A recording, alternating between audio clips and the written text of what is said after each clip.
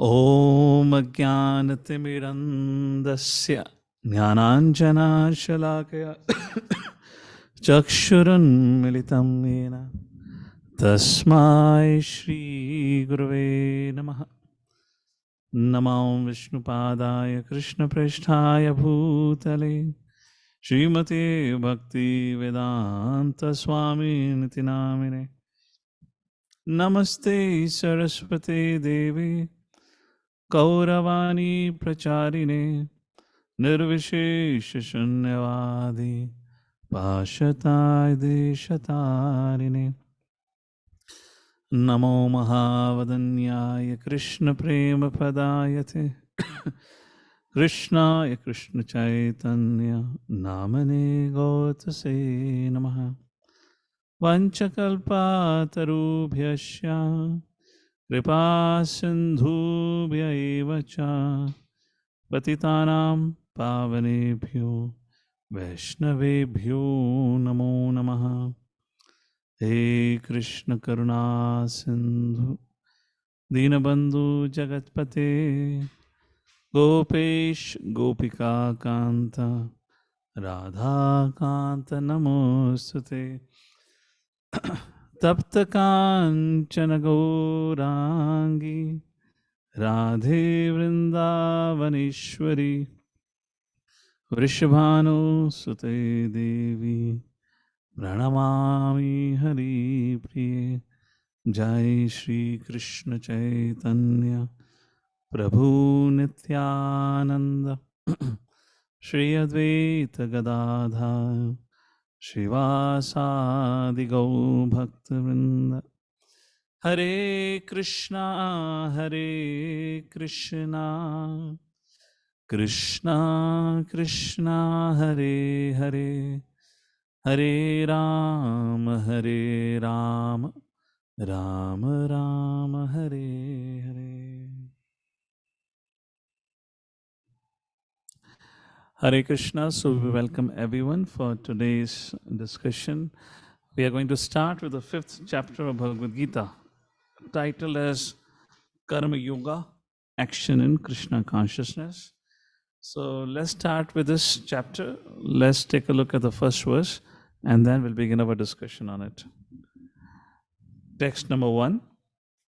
Arjuna Vacha Sanyasam Karmanam Krishna Punar Yogam Chasam Shashi Yashreya Etayorekam Tanme Bruhi Sunishitam. Once again, Arjuna kind of resumes the discussion with an inquiry. And what is Arjuna saying here? Sanyasam Karmanam Krishna. My dear Lord, are you suggesting Sanyasam Karmanam Krishna? Sanyasam Karmanam, one should give up one's actions. Punar Yogam Chasam Shashi. Yet Punar Yogam, which means Nishkama Karma Yoga, which is the discussion so far. Punar Yogam, yet you're once again praising Nishkam Karma Yoga, which means perform your duties. Yash Shreha Eta Yorekam. Please tell me, Shreya, what is best? Eta Yorekam. Please tell me. You're telling me two different things. And there are really two different things. It's like morning and night. There's no similarity. Either Krishna, you tell me, Sanyasam Karmanam, I should give up all my work. Or else you tell me, Yogam, Punar Yogam, that is Nishkam Karma Yoga, I should perform that. How can I give my karma? How can I take to renunciation, that is, give up any activity, yet simultaneously perform activity? It is incoherent. Tanme bruhi sunishitam. My dear Lord, please tell me. Please make your consideration. Sunishitam. Tell me one thing definitely. Like that, this chapter begins. Somebody would like to read the translation? Today I might need some help with devotees reading out because I'm not allowed to speak a lot because some things. So somebody can read out the translation here. The host can be a little active here and they can just pass on. Yes. Hare Krishna.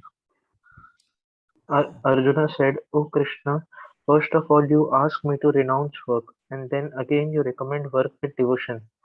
Now will you kindly tell me definitely which of the two is more beneficial?" So we have kind of discussed in detail the third chapter as well as the fourth chapter. Would anyone like to a little bit reflect here why Arjuna is confused? For all of us, when we are reading Prabhupada's translations and purpose, it seems it's pretty clear that we should perform Nishkam Karma Yoga. Because of what? What is confusing Arjuna? Or what statements of Lord Shri Krishna are bewildering or confusing Arjuna here? Any thoughts? See, it's a question which is quite similar to the third chapter. Mother Rati Manjari, please read out the translation of third chapter, verse number 1. And all of you can refer into your book. You'll see it's quite similar what was discussed in the third chapter, the inquiry, and again in the fifth chapter. Please read the translation of that verse. Hare Krishna, please accept my humble obeisances. Oh, your voice is very faint. Got to be a little louder. Hare Krishna, Prabhuji. I'm audible? Hare Krishna. Feeble. Hare Krishna. Okay, is improving. Yes. Hare Krishna. Please accept my humble obeisances, Prabhuji. Translation by Srila Prabhupada. Jai Srila Prabhupada. Arjuna said, "O Janardhana, O Keshava, why do you want me to engage in this ghastly warfare if you think that intelligence is better than fruitive work?" Thank you, Benji.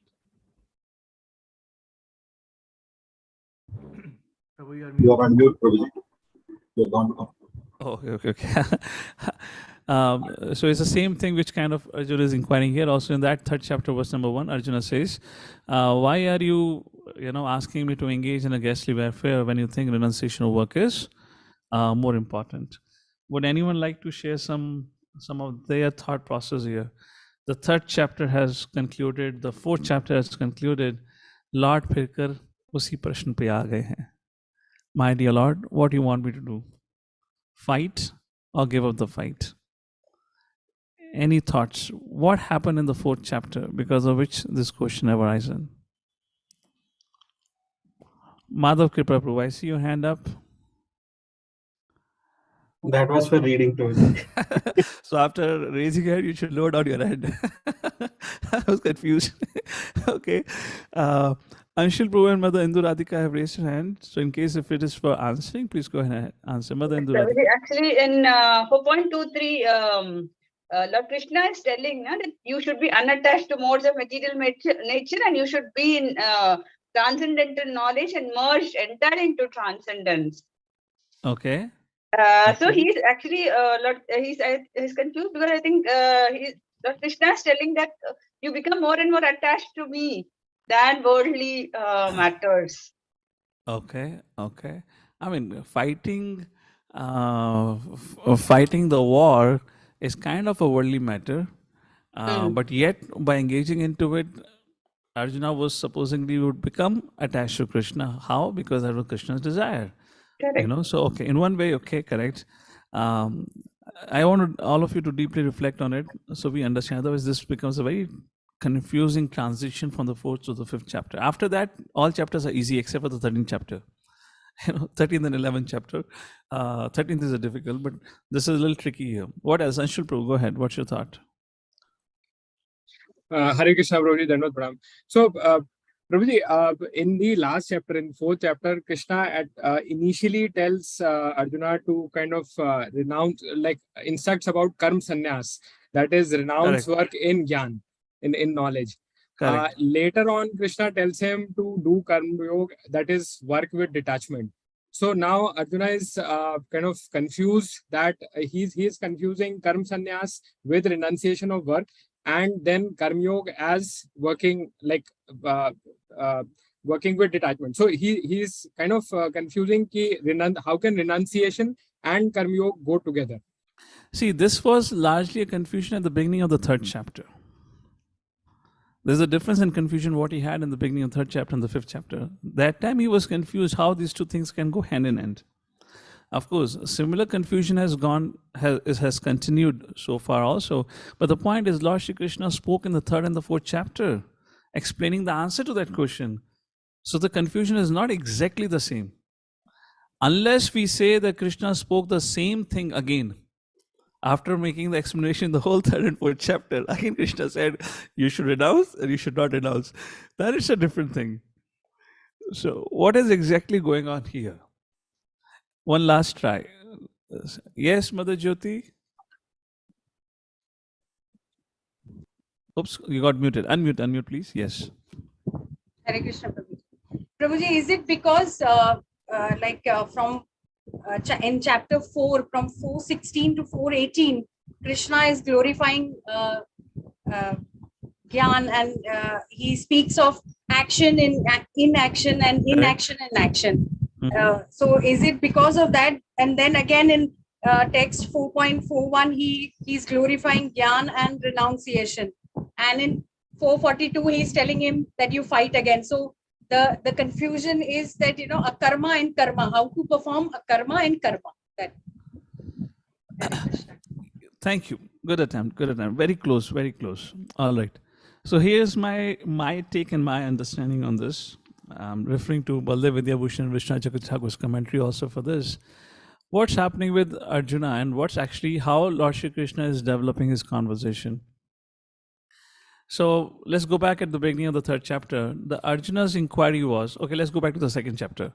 In 2nd chapter, Lord Shri Krishna spoke about Sankhya Yoga. And he glorified that knowledge there, saying that one who aims for moksha, liberation, Atma Gyan is essential. So what is being highlighted there? Atma Gyana. That Sankhya Yoga was discussed there. Arjuna was aiming for that. That's the aim for everyone. Human form of life is to get liberated from this bondage.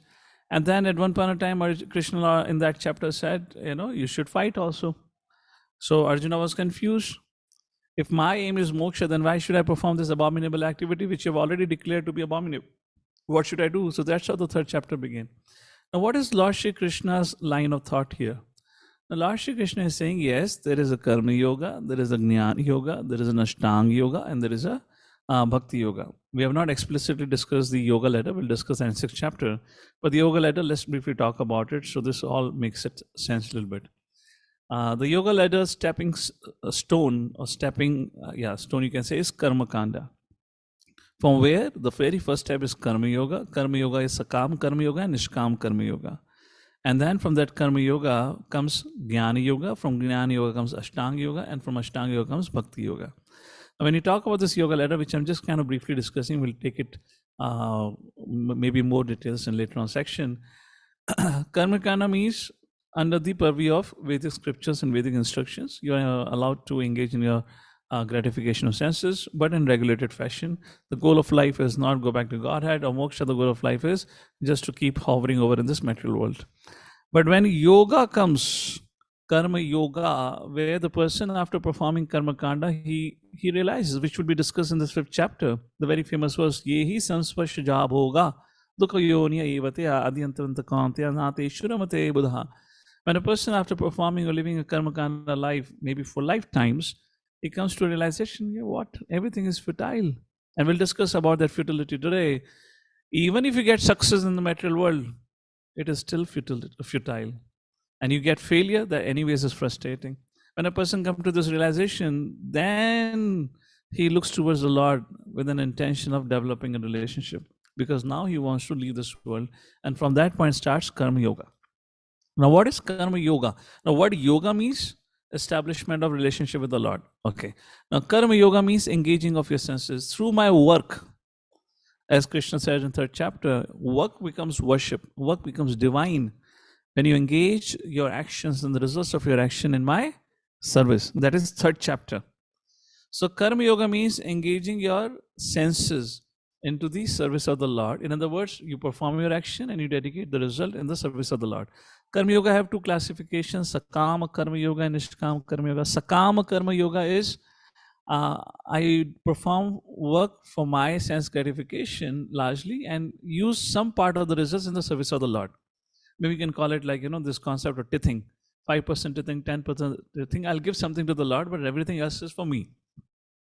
Nishkama Karma Yoga is where I perform action and all the result is for Krishna. Now, while performing Sakama Karma Yoga, eventually person becomes more purified and then he realizes, what, even by keeping this 80, 90, 100% for myself is no use because it still doesn't satisfy the heart. He further gets purified. Now he comes to the stage of Nishkama Karma Yoga where he decides to dedicate all his resources in the service of the Lord. That is Nishkama Karma Yoga.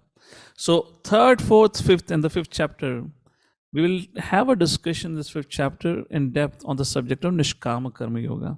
Lord Shri Krishna is encouraging Arjuna to perform Nishkama Karma Yoga.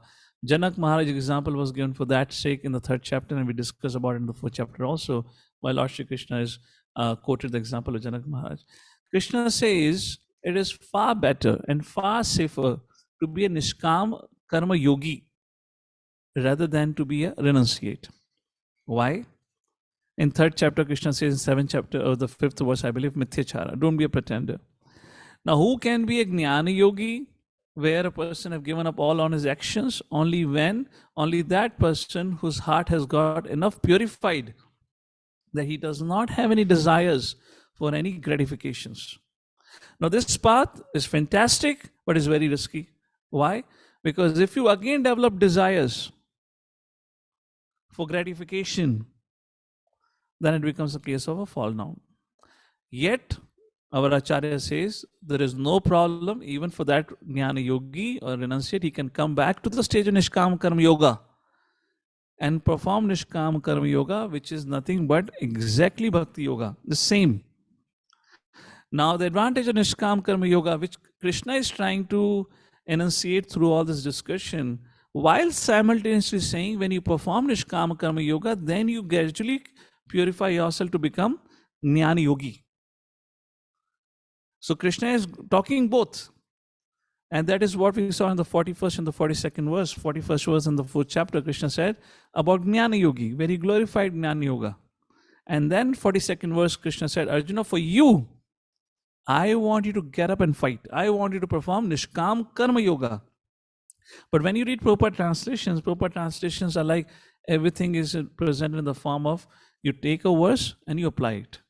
What I'm supposed to do today, like that, Prabhupada translates a larger part of his verses. So therefore, this little nuances gets a little difficult to catch. Why this question is rising again? So 41st verse, if you want to just take a look at it briefly of the 4th chapter, Yoga Sannyasta Karmanam. Which yoga? The word yoga which is used here is about Nishkama Karma Yoga, which Krishna have explained in the 4th chapter and the 3rd chapter. When you perform Nishkama Karma Yoga, Sannyasta Karmanam, then you purify yourself or graduate yourself to Jnana Yogi. That is Sannyasta Karmanam. Then you can give up your work. So that is Yoga Sannyasta Karmanam, Jnana Sanchinna Samshayam. And at that stage of Jnana Yogi, with the weapon of Jnana, you can destroy all your doubts. Atmavantam na karmani, being self-situated, situated in the self. Na karmani, you don't have to perform any action. Nibadnanti dhananja, and there is no question of any work binding you. Is that making sense? So the word yoga sannyasa karmanam, here Acharya explained that refers to Nishkam Karma Yoga, and by the practice of Nishkam Karma Yoga, a person come to the stage of Jnana Yoga. But that is not what Krishna is telling Arjuna to do. What is Krishna telling Arjuna to do? Tasmad. What is the instruction for Arjuna? Tasmad, 42nd verse. Tasmad ajnana sambhutam histam jnana asinatmanah chitvainam samshayam yogam atishta bharata. So what you should do, Arjuna? You should, Arjuna, perform Nishkam Karma Yoga. So Arjuna, of course, Prabhupada makes it very clear, but Arjuna couldn't catch up this point, and he is definitely confused. If you go through the translations alone, we would be also confused. There's no doubt of not getting confused what exactly Krishna is trying to say. And that's how Bhagavad-Gita becomes very tricky and complicated for many without Srila Prabhupada's purpose and translation to comprehend and understand what's going on here. like this, the 5th chapter begins. Let me briefly explain you what's the subject matter of 5th chapter and what's going on here. Let me pull out my presentation. One quick second, please. Is the presentation on? Okay, good. So, today's subject matter is from 5th verse to 17th verse. Let's take a look. I have briefly spoken about this already. Chapter 2, what was happening in chapter 2 to 3, and then 4th to 5th.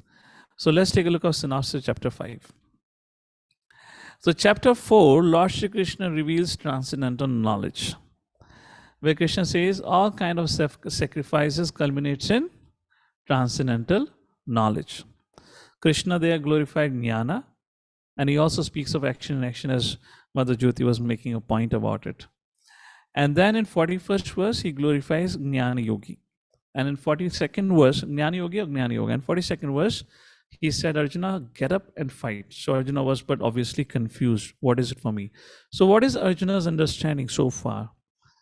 Arjuna is thinking like this. Renunciation and knowledge, jnana, means sannyasa karmanam. I should stop performing all the work. But yet Krishna is saying, atishta, get up and work. So this work and renunciation is incompatible. Just like I said, day and night, they're not compatible. What am I supposed to do? So what Arjuna is not able to comprehend, as we have already discussed, that work and full knowledge, which means Nishkarma Karma Yoga, with a complete understanding Krishna is a supreme Lord. Everything is meant for his pleasure. That is as good as Jnana Yoga, which means the work performed in that consciousness does not bind a person. And this is the major subject matter of 5th chapter, where the same question has been dealt in more details. Chapter 5, titled as Karma Yoga and Krishna Consciousness. It begins with Arjuna's inquiry. And in this chapter, Lord Shri Krishna explains in details that Arjuna, I am not saying that you do renunciation of work, but I am saying within the work, try to practice renunciation. And what is that renunciation to be practiced within the work? Renunciation of the results and the desire to enjoy. So in this chapter, Lord Shri Krishna, these are the few main items, as you see at the bottom of the screen, where Lord Shri Krishna makes a point, Nishkama Karma Yoga or Sankhya Yoga, Jnana Yoga, in one sense, is same. There's no difference. But when you have options, which means option means something is nonetheless better than other. So Lord Shri Krishna says, why Nishkam Karma Yoga is better than other? Because it is easier. If a Jnana Yogi gets troubled and he develops some desires to enjoy, then he has to come back to Nishkam Karma Yoga, because he can engage his senses. Nishkam Karma Yoga platform therefore becomes easy. You're still engaging your senses. Why? The nature of soul is to be active, not inactive. That's the point, like that. And then what is the platform of knowledge, which brings a very important subject matter into this 5th chapter. What is that platform of knowledge? The platform of knowledge is, I am not the doer, I am not the controller, I am not the enjoyer, I am not the proprietor. So this will be discussed through the concept of 3 doers. And rest of the things we'll see as we proceed. Acronym for this chapter is dates, khane wale dates, whatever you want to call it. Let's take a look at it. So doubt reclarified from verse number 1 to verse number 6. Confusion, should I work or should I renounce? So what is work and devotion and what is renunciation, which is discussed through this first 6 verses of this chapter. Now work and devotion means a person can act, nature of soul is to be active. Renunciation is difficult to maintain because the nature of soul is active. And now you're supposed to become inactive. That's not easy. Now, inactive means, in a sense, what a renunciate supposed to do is like, chanting 64 rounds or 100 rounds every day. You have nothing to worry about your bodily needs. Now, how many of us can really give up work and be situated on the platform where we're chanting 108 or 192 rounds every day? Nothing to worry about it.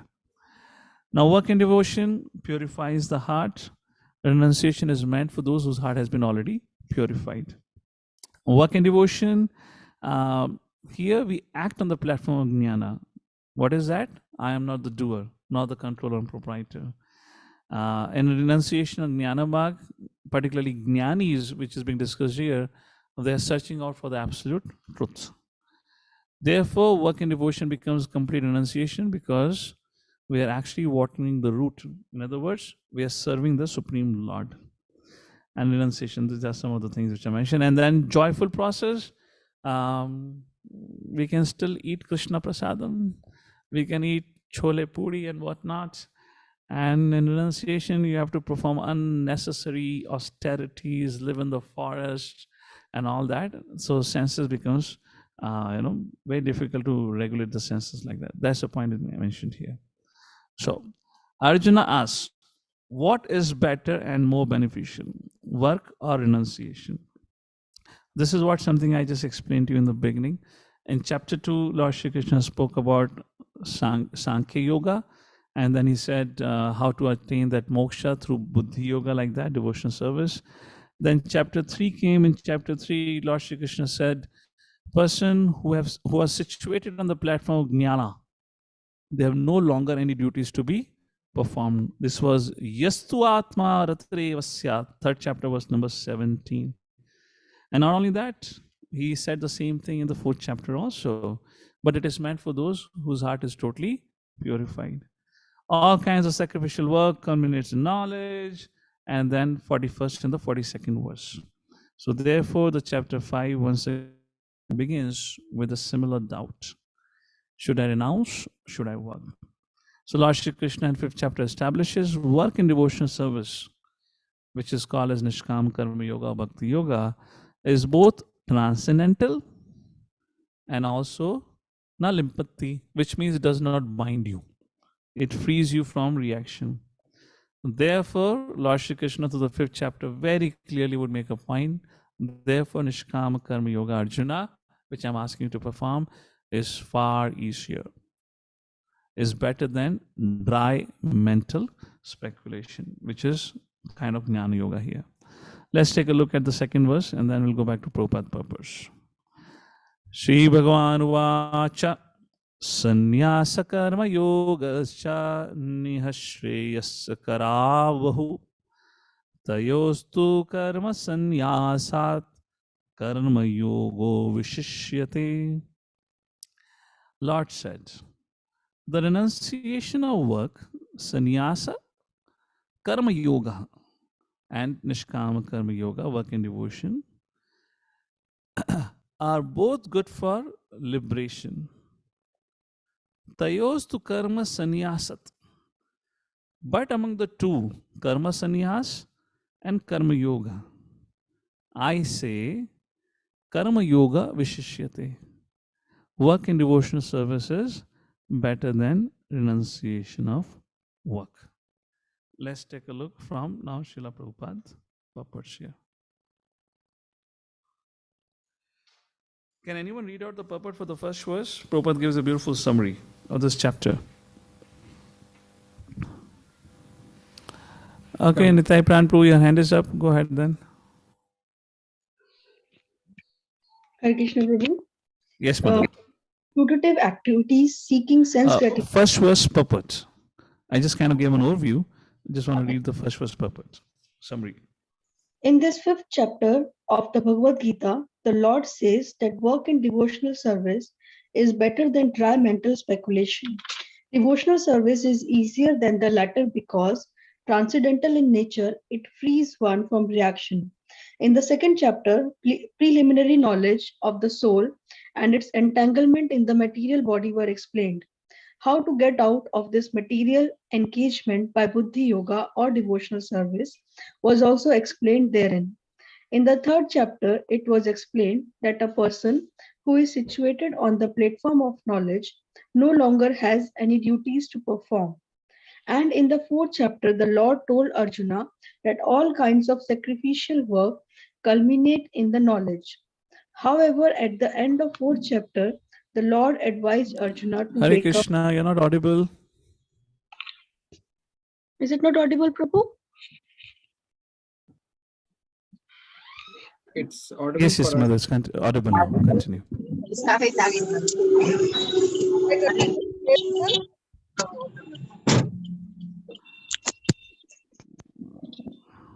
Continue, Mother. Yeah. Yes. However, at the end of 4th chapter, the Lord advised Arjuna to wake up and fight, being situated in the perfect knowledge. Therefore, by simultaneously stressing the importance of both work in devotion and inaction in knowledge, Krishna has perplexed Arjuna and confused his determination. Arjuna understands that renunciation in knowledge involves cessation of all kinds of work performed as sense activities. But if one performs work in devotional service, then how is work stopped? In other words, he thinks that sannyas or renunciation in knowledge should be altogether free from all kinds of activity because work and renunciation appear to him to be incompatible. He appears not to have understood that work in full knowledge is non reactive and is therefore the same as inaction. He inquires, therefore, whether he should cease work altogether or work with full knowledge. Hare Krishna. So, this subject matter clarifies few things which will be discussed in the 5th chapter. First of all, Bhagavad-Gita is not about renunciation of action. We should be very clear with this thing. Many times people think Bhagavad-Gita would, if somebody study Bhagavad-Gita, person will become sannyasi. What Bhagavad-Gita is talking about? Hare Krishna. Some devotees are getting unmuted themselves. Okay. So what Bhagavad Gita, or let's say what as a sadhaka or practicing devotees we have to do, what Lord Shri Krishna is recommending through Arjuna for us to follow. First thing, as I comprehend it in terms of practical action, it is not possible, it's a gradual process. It is not possible to give up our desires overnight. The desires have to gradually get purified. Although we may get inspired maybe once in a while to just fully dedicate and everything, but it doesn't work like that. But desires, which is the subject matter for this chapter, desire management, will be discussing in a short while. It's a deep rooted. Therefore, Krishna is telling Arjuna, even if you go to the forest, because you so strongly identify yourself as a Kshatriya, when in future you would be challenged by somebody, your Kshatriya spirit will bounce back and you'll be forced to perform an action. So Bhakti Yoga, the path that we practice, is not about leaving anything, but living along with Krishna consciousness. Adding Krishna consciousness. Now, adding Krishna consciousness means what? A little change a little shift in our consciousness. So far, we have lived our life prior to practicing Krishna consciousness, where everything was centered around I. Now we replace that I with Krishna. We try to add some component of service for Krishna, along with the spiritual practices which are given to us by Guru, Sadhu and Shastra. The goal of our life is keep on increasing the service component, so that this I eventually disappear and everything becomes only for Krishna. And that is how this Nishkam Karma Yoga, be in your platform, be in your ashram, wherever you are, be in your situation, and continue performing devotional service. Like that, Lord Shri Krishna through this is telling it's the safest and the easiest path, rather than taking any extreme steps. So now in 2nd chapter, 2nd verse, when Krishna says, Arjuna, nonetheless, I consider among the two Nishkam Karma Yoga to be easier. Why easier? Renunciation, Prabhupada quotes is in the purport. What is the definition of renunciation as given to us by Srila Rupa Goswami? One is called as Yukta Viragya, and second is called as Falgu Viragya. Lord Shri Krishna is instructing us on Yukta Viragya through the concept of Nishkam Karma Yoga.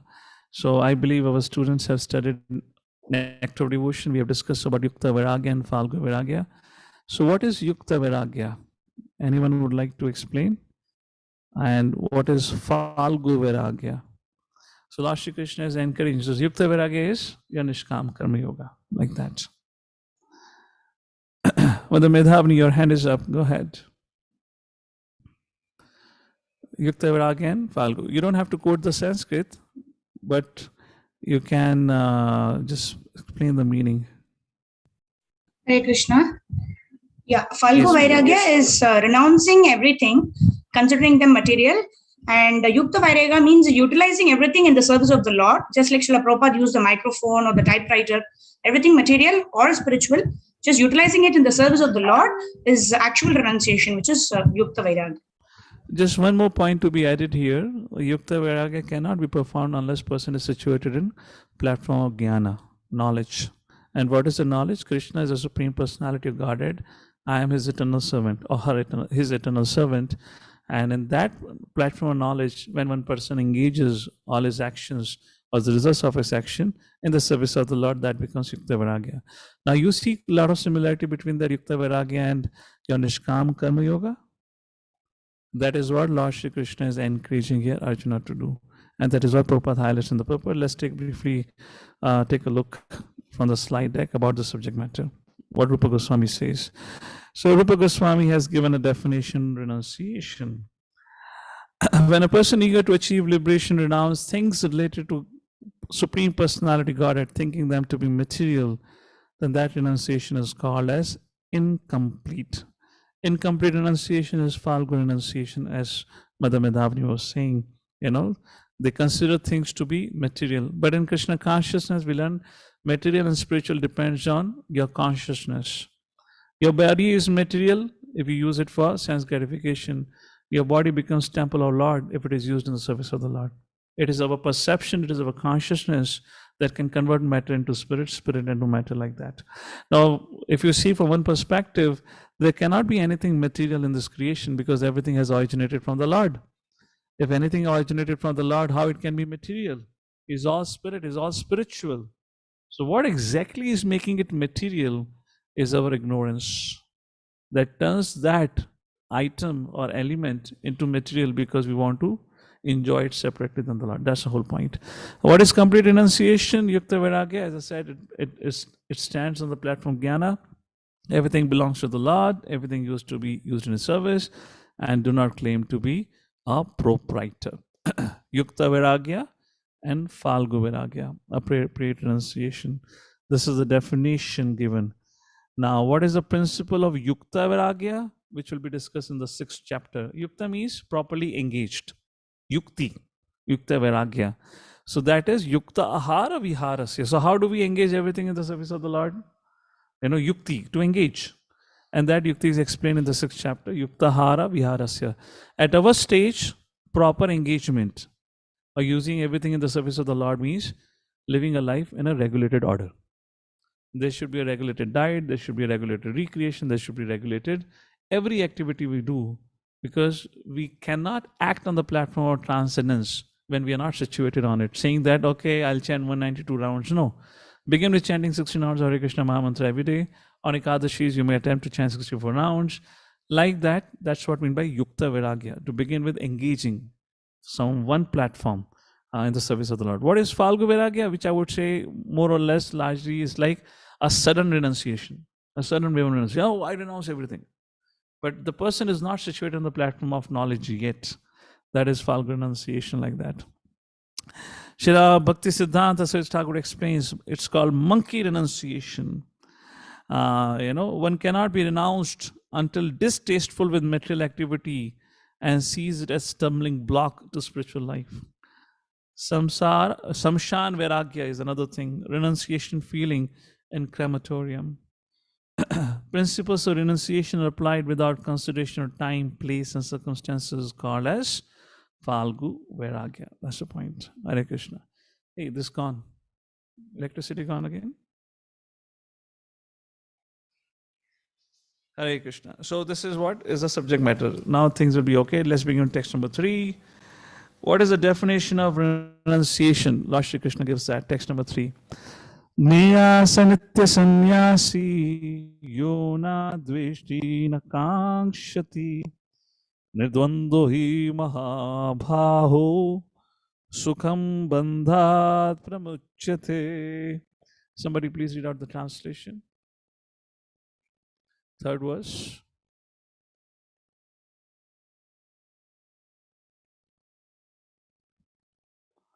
Hare Krishna. One who neither hates nor desires the fruits of his activities is known to be always renounced. Such a person, free from all dualities, easily overcomes material bondage and is perfectly liberated. O mighty armed Arjuna. Very interesting. Krishna says, Krishna calls such a person as Nitya Sannyasi.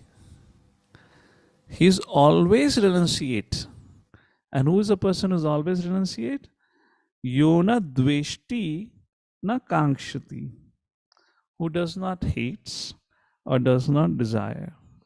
Nidvando hi mahabaho. And who is freed from all the dualities. Sukham bandhat pramuchate. Such a person is said to be completely liberated. Please read from the third line. Such an renouncer dedicated to the transcendental loving service. Unmute, mother. Yes. Such a renouncer dedicated to the transcendental loving service of the Lord is fully qualified in knowledge because he knows his constitutional position in his relationship with Krishna. He knows fully well that Krishna is the whole and that he is part and parcel of Krishna. Such knowledge is perfect, but it is qualitatively and quantitatively correct. The concept of oneness with Krishna is incorrect because the part cannot be equal to the whole. Knowledge that one is one in quality yet different in quantity is correct transcendental knowledge, leading one to become full in himself, having nothing to aspire to our lament our. Hare Krishna. So, Mayavadis may say there is a group of spiritualists who may claim that only when you take to sannyas ashram, only then you are qualified to attain liberation. Right? But no, that is not the point Lord Shri Krishna is saying here. Krishna is saying, no, it is not taking sannyasa will give you liberation. The pure-hearted person, who are pure-hearted person? Na dveshti na kankshati. Pure-hearted persons who are engaged in action should be known as constant, should be known as Nitya Sannyasi. That is what Lord Shri Krishna is elucidating here, which means when he said Nishkam Karma Yoga is better than Jnana Yoga, Lord Shri Krishna is glorifying such a person who is pure in his heart. Then text number 4, Krishna says, yet, Arjuna, you have to understand, Sankhya and Karma Yoga are same. Both will give you the same result. Text number 4.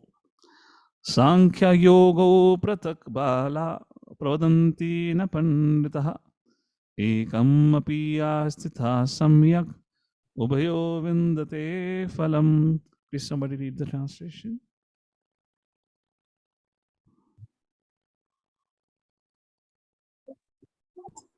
Hare Krishna, Mother Prabhu. Yeah, Prabhuji. Do you want to share the screen? Or? Yeah, sure.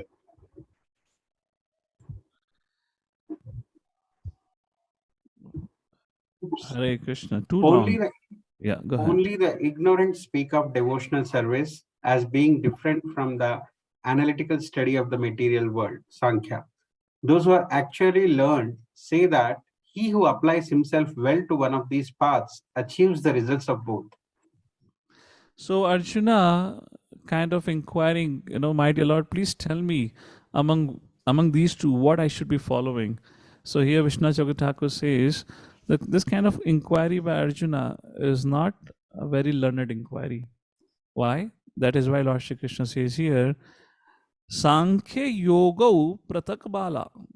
Pratak means difference. Sankhya Yoga and Yoga, which means Karma Yoga, actually there is no difference. But those who sees the difference are not learned. They both same. They take you to the same destination because it's yoga. Yoga means ultimately bring you to the Lord only. But one is easy, one is difficult. That's the only difference. So Arjuna asking, my Lord, which is better here, is not an intelligent inquiry. That's how Vishnu Thakur explains. So Sankhya Yoga, the aim of Sankhya Yoga is to analytically study this world.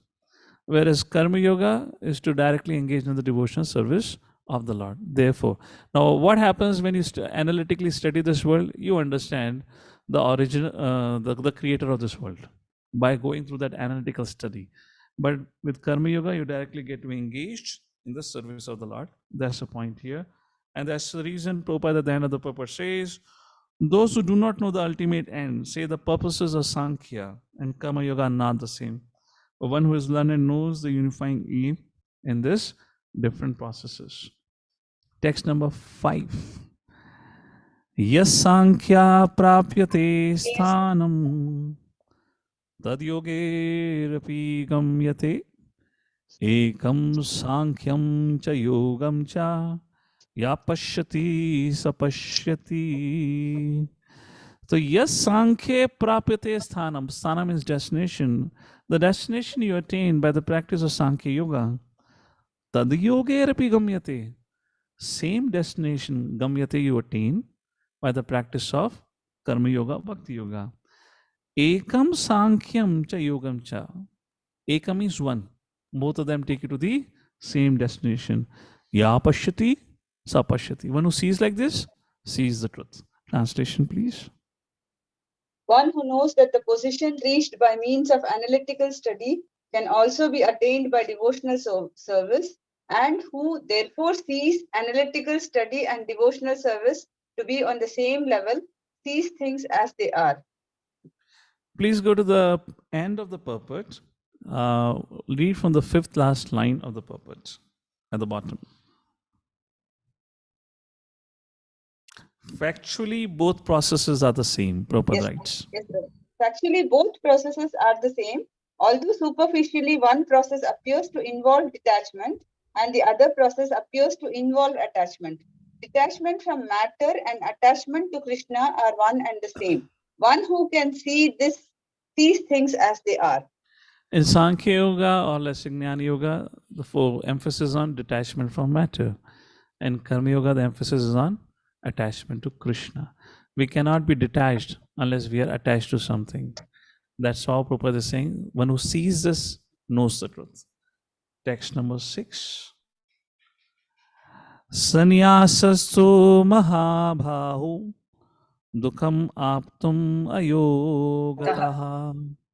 Sanyasastu mahabhahu, which means renunciation. Dukham aptum ayogataha, which means one who takes to the path of sannyas, renunciation, what he gets? Dukham aptum. Dukham aptum. When he gets dukham aptum, ayogata. If even after taking to the sannyas path, he does not engage in devotional service. So what he undergoes? Only suffering. Yoga yukto munir brahma. Yoga yukto. Yukto ka matlab hota hai engaged. Yoga yukto means engaged in the service of the Lord. Yoga yukto mune brahma nachirena digachati. Nachirena digachati. Matlab bahut jaldi, very quickly, he attains to the supreme destination. Munir Brahma attains to the supreme destination, one who engages in the devotional service of the Lord. But one who follows the path of renunciation without bhakti only undergoes unwanted trouble. Translation, please. Merely renouncing all activities, yet not engaging in the devotional service of the Lord, cannot make one happy. But a thoughtful person engaged in devotional service can achieve the supreme without delay. So who are these sannyasis, people who take to sannyas but do not engage to devotional service? They are called as Mayavadis. Hare Krishna. ये मेरा internet slow चल रहा है या क्या चल रहा है? Hey, Bol, am I audible to everyone? Okay, so I asked a question. Who are those people who take to sannyas but they do not practice bhakti? That is called as Mayavadis. So this is the verse which is speaking about Mayavadis. Well, Lord Shri Krishna says they unnecessarily undergo trouble. A person who engages in devotional service, he very quickly attains to the wanted result. So let's read the purport, where Prabhupada in the purport talks about these two kind of renunciates or spiritualists or transcendentalists. One is Mayavadi, the other is Vaishnava sannyasi. Please go ahead, read out. Prashant Prabhu, Prashant Jalki Prabhu, please read the purport. Hare Krishna.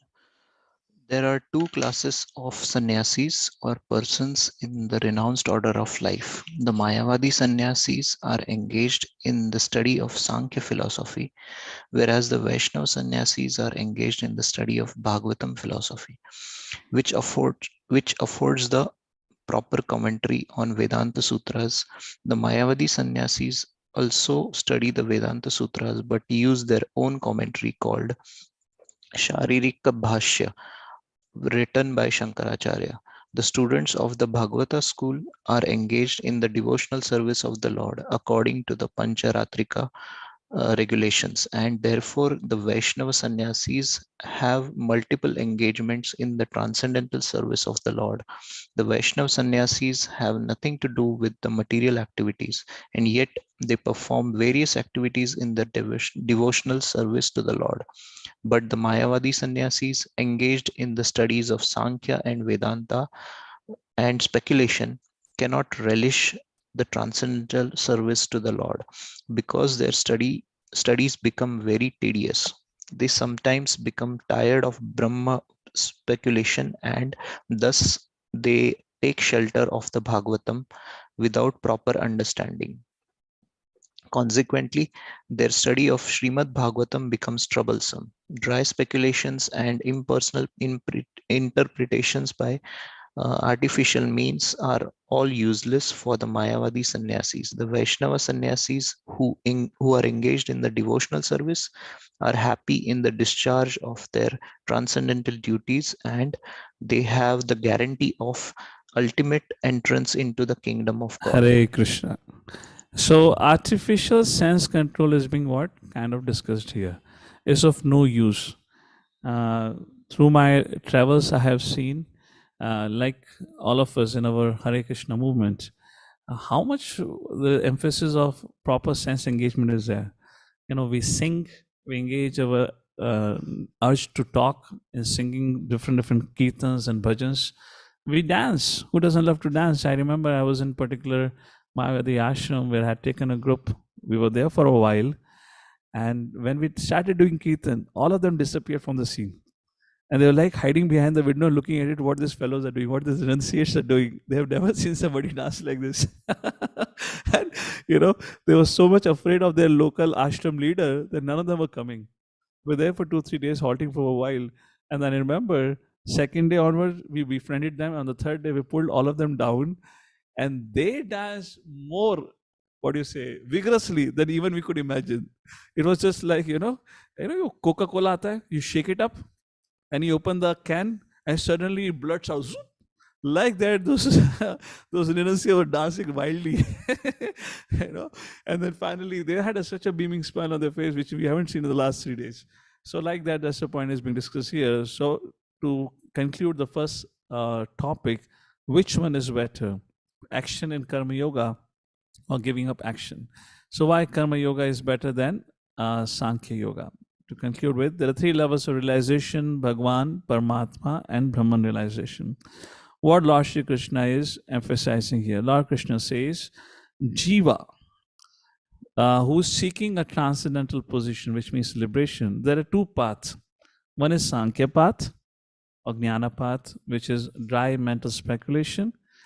Now, it is not very feasible because soul is active in nature, and in their path, you're supposed to be inactive. So it requires engagement of senses, but there is no engagement of senses. So what happens? Because the senses are forbidden, activities are renounced before the cleansing of heart happens, such a person either gets distracted or he falls down. The required result was moksha, but becomes victim to the samsara. Again, takes birth like that. Other path is of Karma Yoga. Krishna says in this discussion it is superior. Why?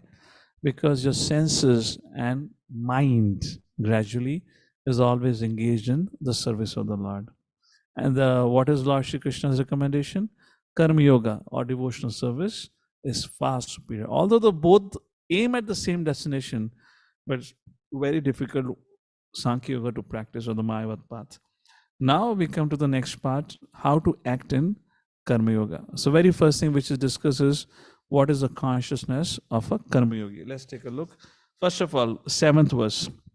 One who acts in Karma Yoga is always very dear to everyone. Yoga Yukto Vishuddha Atma Vijitatma Jitendriya Sarva Bhutatma Bhutatma Kurvan Api Na Lepyate. Yoga Yukto, which means Nishkama Karma Yoga, Bhakti Yoga, for that reason. Vishuddha Atma, Vishuddha Atma, totally purified. Vijit Atma. So three things which are mentioned here: Vishuddha Atma, Vijit Atma, and Jitendriya. Vishuddha Atma means purified in heart. Vijit Atma, who has controlled his mind. Jitendriya, who has controlled or conquered his senses. One who has all these three things, Sarva Bhutatma, Sarva Bhuta, Atma Bhutatma. Sarva Bhuta means all living entities. Atma Bhutatma becomes very compassionate. Kurvan apina lipyate. Although such a person engages in work, no work binds him. Translation, please. One who works in devotion, who is a pure soul and who controls his mind and senses, is dear to everyone, and everyone is dear to him. Though always working, such a man is never entangled. So Prabhupada in the Purport talks about what do you mean by Jitendriya, control senses. Example of control senses, and also Vijit Atma, controlled mind, who has conquered his mind.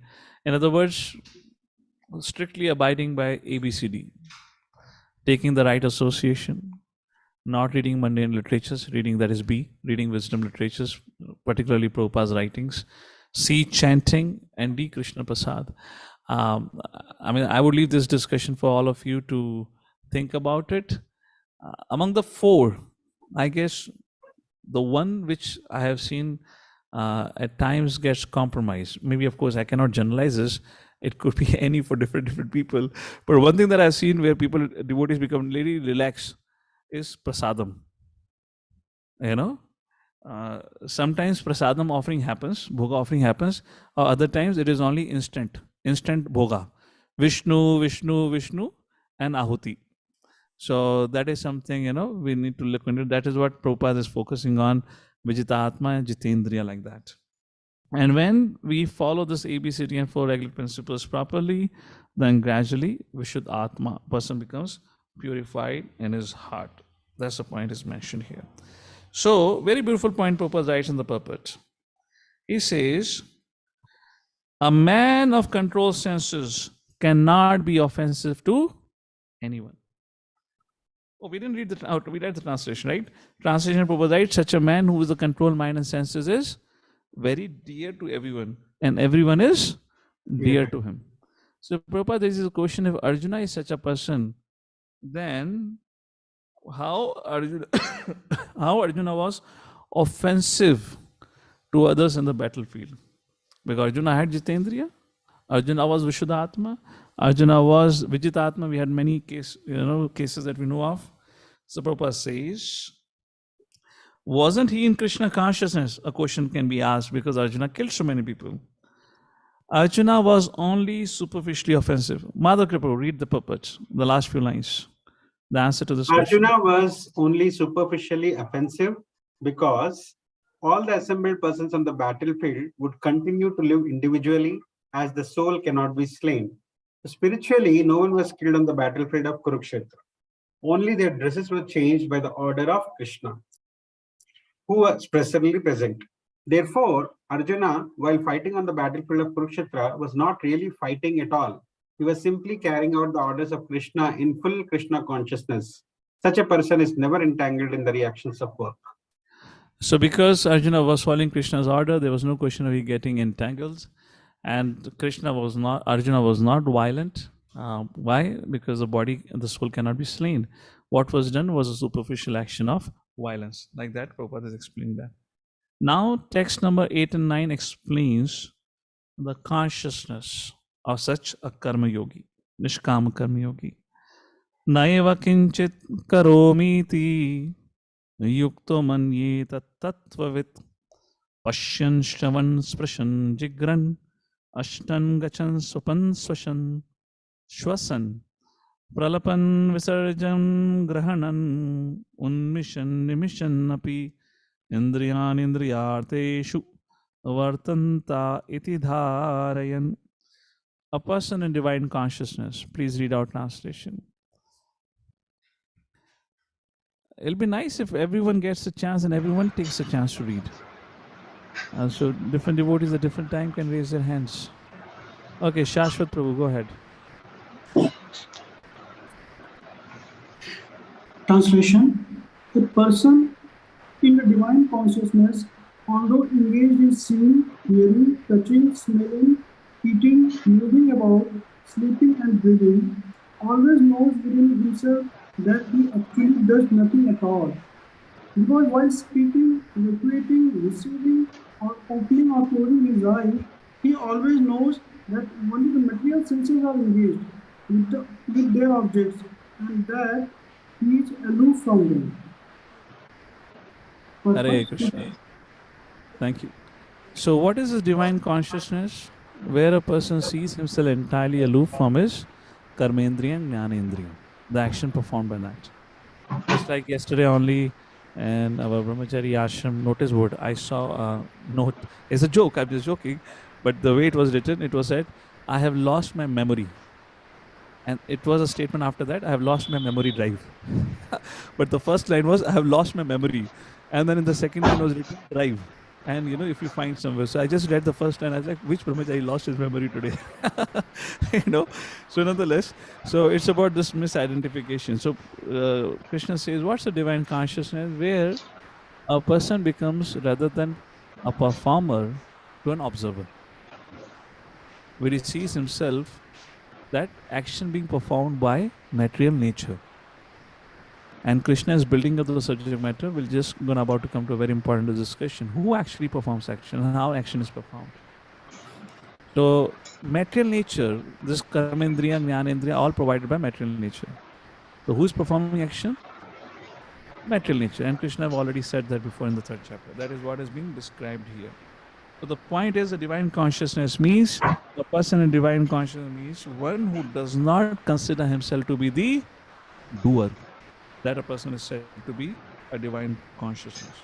Now when this question comes, oh, I am not the doer, then the question rises, does it mean I will also not, if I perform a sin, I should also not be called as a sinner because I am not the doer? Yes or no? If Krishna is saying you are not the doer, everything is provided by material nature, everything is performed by material nature. Karmendriya, Jnanendriya, the body is nothing but the combination of 3 modes of material nature. You're just an observer. Divine consciousness gives you that realization. We may or may not have the realization, but the fact is the functioning of nature is like this. So when somebody reads this discussion that you're not actually a doer, you're just an observer, action being performed by the material nature. So question arises, somebody does a sinful action. So should he not be called as a sinner? Should he not be held as a culprit and punished for it? And that is what the discussion will take it ahead. We'll come back to it. Now, text number 10. How work should be performed, or how a person divine consciousness performs the work, that is being discussed. More or less is the same point which has been highlighted before. He performs work without attachment. Now, what it is mean by attachment? Sometimes we can be attached to the idea of a particular result we want to produce. Yes, I am doing this service and it should have particular result like this. And the person can really become fanatic because of it. Now, when you say perform action without attachment, is you do your best and leave the rest. Our focus should be on performing our action in such a way our behavior should not become insensitive to other Vaishnavas. Our behavior should not be such that other finds us exploitative or insensitive, that other person is not conscious of the needs of other Vaishnavas around. And we all do mistakes once in a while, and we have had a history of where sometimes some leaders have become really pushy, regardless of your health and whatnot, sometimes could happen. So that's what it is. Perform work without attachment. We do our best, and okay, result comes. Okay, that's the point is mentioned here. Text number 10. Brahmani adhaya karmani sangam tyaktva karotiya. I guess it could be a good question for homework actually. Find out until now how many times Krishna has said sangam tyaktva. Give up attachment. Lipyate na sapapena Padma Patram Nivambasa. And Krishna gives an example, just like the water, the lotus. Just like the lotus leaf is untouched by water, although there is a water on the lotus leaf. Similarly, still the lotus leaf is untouched because it doesn't get affected by it. It slips out. Similarly, such a person is unaffected by any sin, even if there is a sin performed. Please read the translation.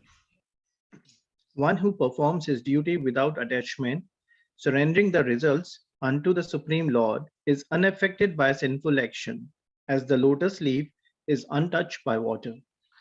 So, if I'm supposed to perform Nishkam Karma Yoga, Arjun can ask, my dear Lord, I totally understand then. So, but what should be the aim for a Nishkam Karma Yoga?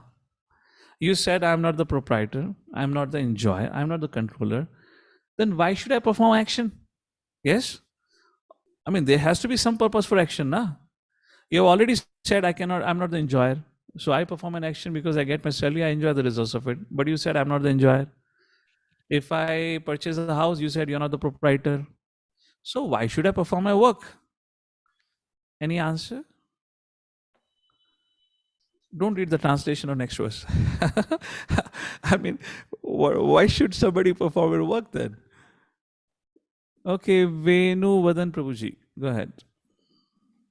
Prabhu, just whatever we are doing the work, that is not for our self gratification. That whatever we are doing, we have to feel that it is for the pleasure of the Krishna. So you are purchasing house or you are doing you are building the house, that is utilizing for the service of the Lord. So while doing that one, you will get the pleasure. Correct. So you are the servant. So we have to do in a mood of servant mood. Agreed, Prabhuji. Correct point. But again, how do we come to that consciousness? That it is for pleasure of Krishna. Thinking is okay, but realization is different than thinking. What I mean by realization is, if you say this house is for Krishna, then that house should be used for Krishna service. Because I do one Mangalati in a day doesn't mean it becomes a temple of the Lord. I should regularly host satsang. So how do we come to this realization? So that becomes purification. So my action should be performed with an intention to bring purification of heart. And how purification of heart comes? When I dedicate the results of my action to the service of the Lord. That is the point. Text number 11. Kayena manasa buddhaya kevale indriye rapi yogina karma kurvanti sangam tyaktvatma shuddhai. Tyaktatma shuddhai, for the purpose of purification. Please read the translation.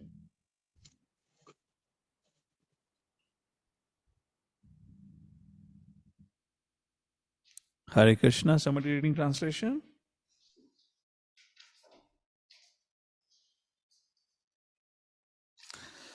The yogis abandoning attachment act with body, mind and intelligence, even with the senses, only for the purpose of purification, like that.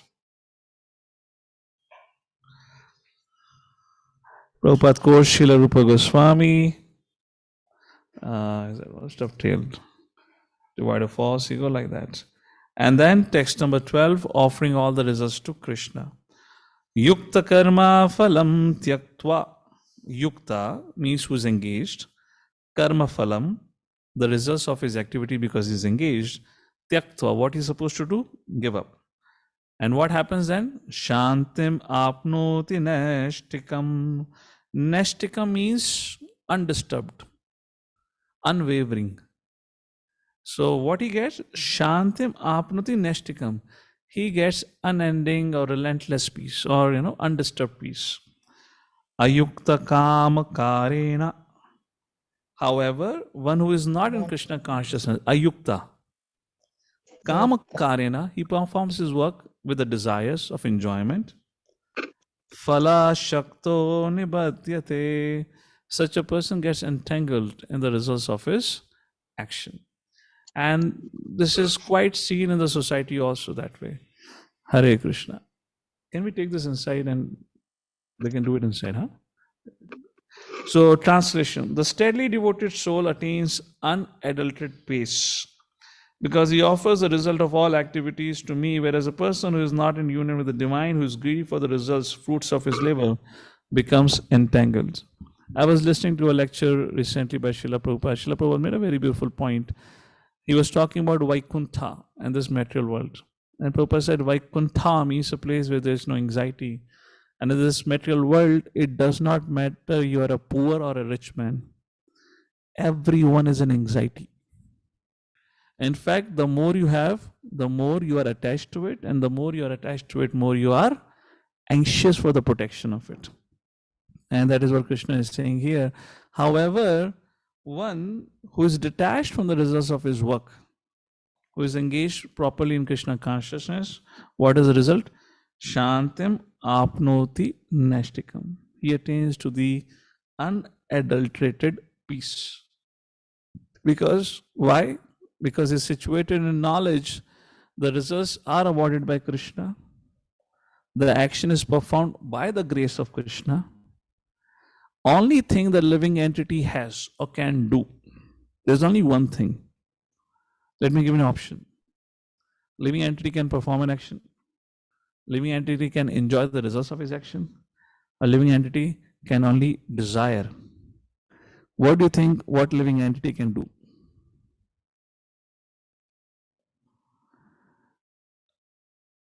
Okay, first option, living entity can perform action. Second, living entity can enjoy the results of action. And third, living entity only can desire. What do you think a living entity can do?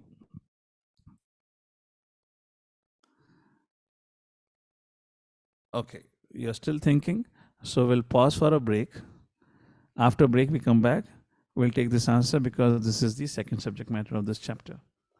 Who is the doer? Therefore, this whole Nishkama Karma Yoga, or even the path of renunciation somebody takes, I would say, not I would say, what I meant to say is, it has to be done on platform of knowledge. In our context, the responsibilities that we take, the leadership roles that we may want to take, again has to be done on platform of knowledge. If it is not done on proper platform of knowledge, will cause anxiety to ourselves and will cause anxiety to others. What is that platform knowledge? Platform knowledge is not only limited to the fact that Krishna is the Supreme Lord. I am the only servant. I am not the only servant. I am not the only part and parcel. Every living entity is a part and parcel. Simultaneously, we have to also understand my relationship with the living entities. And thirdly, and most importantly, we have to understand, the results are not provided by our efforts. And we are not the doer. It's not that if I have desired something, Krishna is obliged to fulfill that desire in that way. It may happen, it may not happen. Such a person only can act with a stable mind. Otherwise, such a person becomes very agitated, very frantic in his or her actions while trying to do seva. So here so far, I hope this subject matter is clear of Bhagavad-Gita. There are different yogas, Karma Yoga, Jnana Yoga, Ashtanga Yoga, and Bhakti Yoga. The discussion so far going on, which is better, Karma Yoga or Jnana Yoga, renunciation or action. And Lord Shri Krishna is saying both will take you to the same destination, but easier is Nishkama Karma Yoga. Why? Because your senses are engaged. In Jnana Yoga, your senses are refrained or restricted. But unless a person has enough purification of heart, where he does not have any more desires or hankerings, until that person cannot restrain his senses for long. Even if person thinks for a week, I have no desires, it is not that you have become purified enough to practice Jnana Yoga. We should not think like that, I have no more desires, because in this material world, as long as we are there are bound to be desires. It's not that we can be free from desires. Therefore, Srila Prabhupada, often would use this beautiful word dovetail. What are we supposed to do? We are supposed to dovetail our desires. You want to work? Work for Krishna. You want to eat? Offer Krishna and eat. You want to dance? Dance for the pleasure of Krishna. You want to sing? Sing for the pleasure of Krishna. This becomes Nishkam Karma Yoga. And like this, the journey progress in Krishna consciousness stable and safe. And that is how Lord Shri Krishna is instructing Arjuna to follow this path. There is very less chances of fall down. Only chances which is not being discussed in Bhagavad-Gita here, which is discussed in writings of Acharyas and Srimad Bhagavatam also, is about offenses. If only we commit offenses, then only person can be pushed out of this Nishkam Karma Yoga Bhakti Yoga Marg. Otherwise, there is no way person is going to get pushed away. Pushed away doesn't mean your bhakti stops. It only gets distracted for a while. There is no U-turn. We only keep making progress. And that kind of a discussion ends here now. That's it. Now, from the next section onwards, the discussion largely would be who is the doer. And finally, the discussion in the 5th chapter is about, attaining that unadulterated peace. Like this, the 5th chapter will end, and the 6th chapter, Karma Yoga and Jnana Yoga has been discussed in detail. In 6th chapter, there will be discussion between Ashtanga Yoga and Karma Yoga, Nishkam Karma Yoga. And 6th chapter, after concluding with it, there is only one yoga for rest of Bhagavad Gita, that is Bhakti Yoga. From 7th chapter onwards, we're gonna get into a discussion only on Bhakti Yoga. And of course, from the 13th chapter onward, there's a little bit discussion on Jnana Yoga, but that Jnana Yoga is part of Bhakti Yoga only, to strengthen our Bhakti like that. Hare Krishna. We'll pause here. Is 1:18 in my watch. We can take a 10 minutes break. We come back at 1:28. Is that okay? And then we'll resume the concept of 3 doers. Hare Krishna. Jagadguru Srila Prabhupada ki.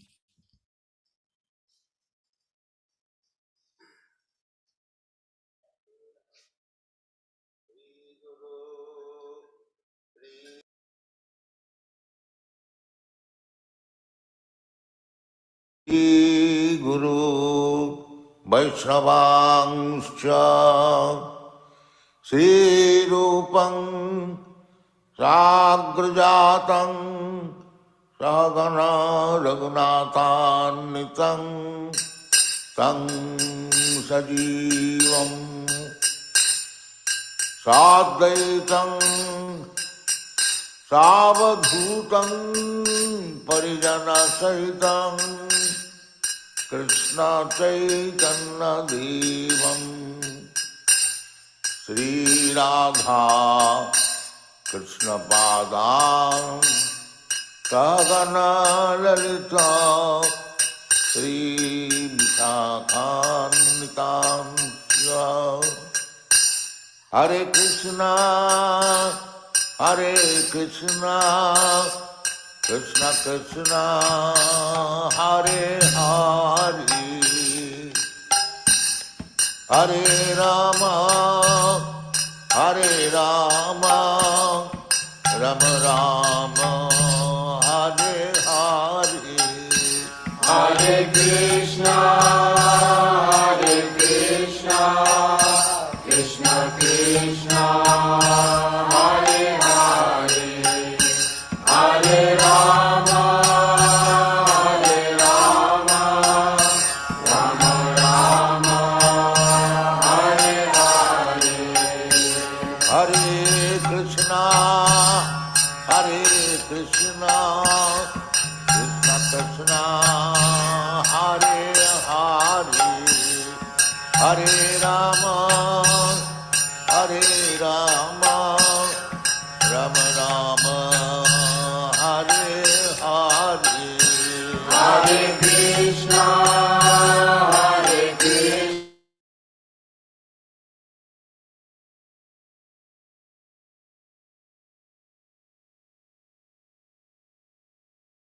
Rama Rama Rama Hare Hare Hare Krishna Hare Krishna Krishna Krishna Hare Hare Hare Rama Hare Rama Rama Rama Hare Hare Hare Krishna Hare Krishna Krishna Krishna Hare Hare Hare Rama Hare Rama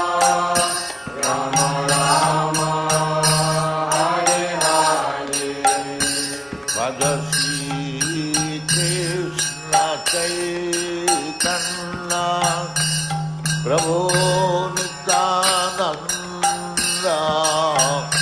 Shri Advaita Gadadhar Sivasadi Gaur Bhakta Vrinda Bhaja Shri Krishna Chaitanya Prabhu Nityananda Shri Advaita Gadadhar Sivasadi Gaur Bhakta Vrinda Bhaja Shri Krishna Chaitanya Prabhu Nityananda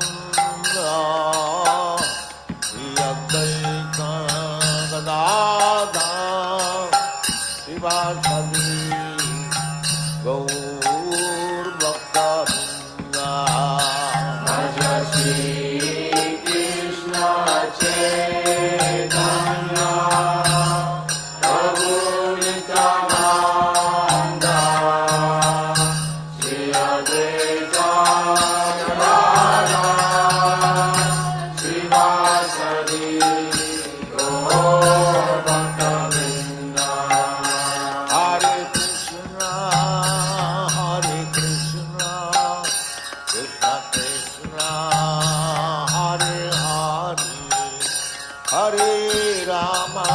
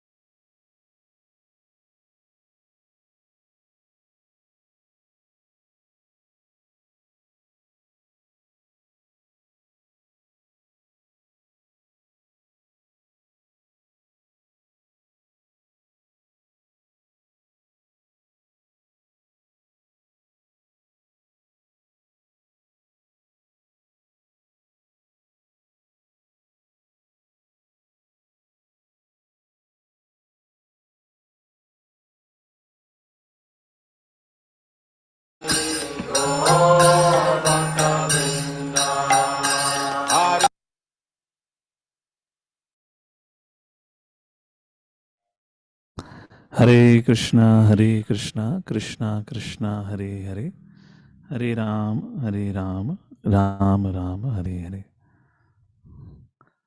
Am I audible now? Hare Krishna.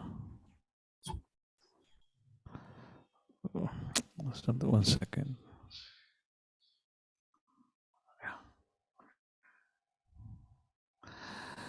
So moving forward, just let's do a quick recap.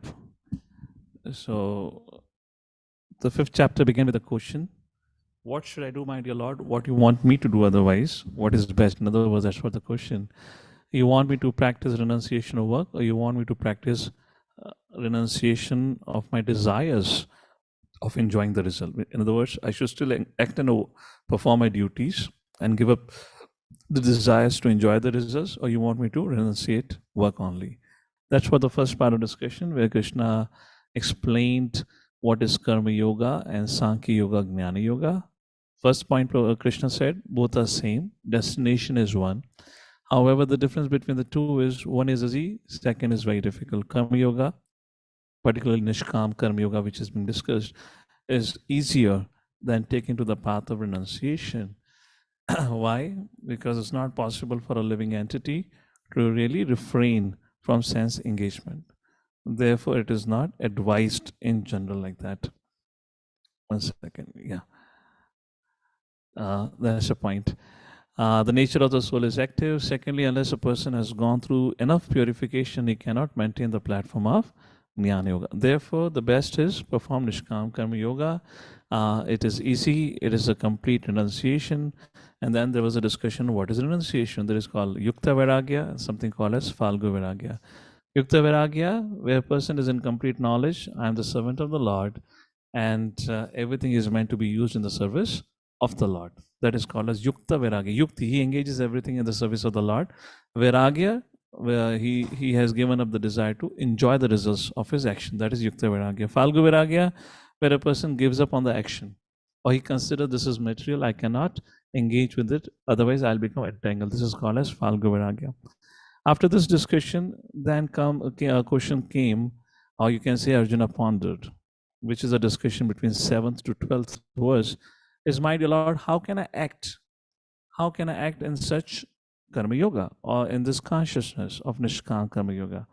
And this is the discussion for this, from verse number 7 to 12 that we discussed briefly, where Lord Shri Krishna highlighted that work becomes yoga or worship.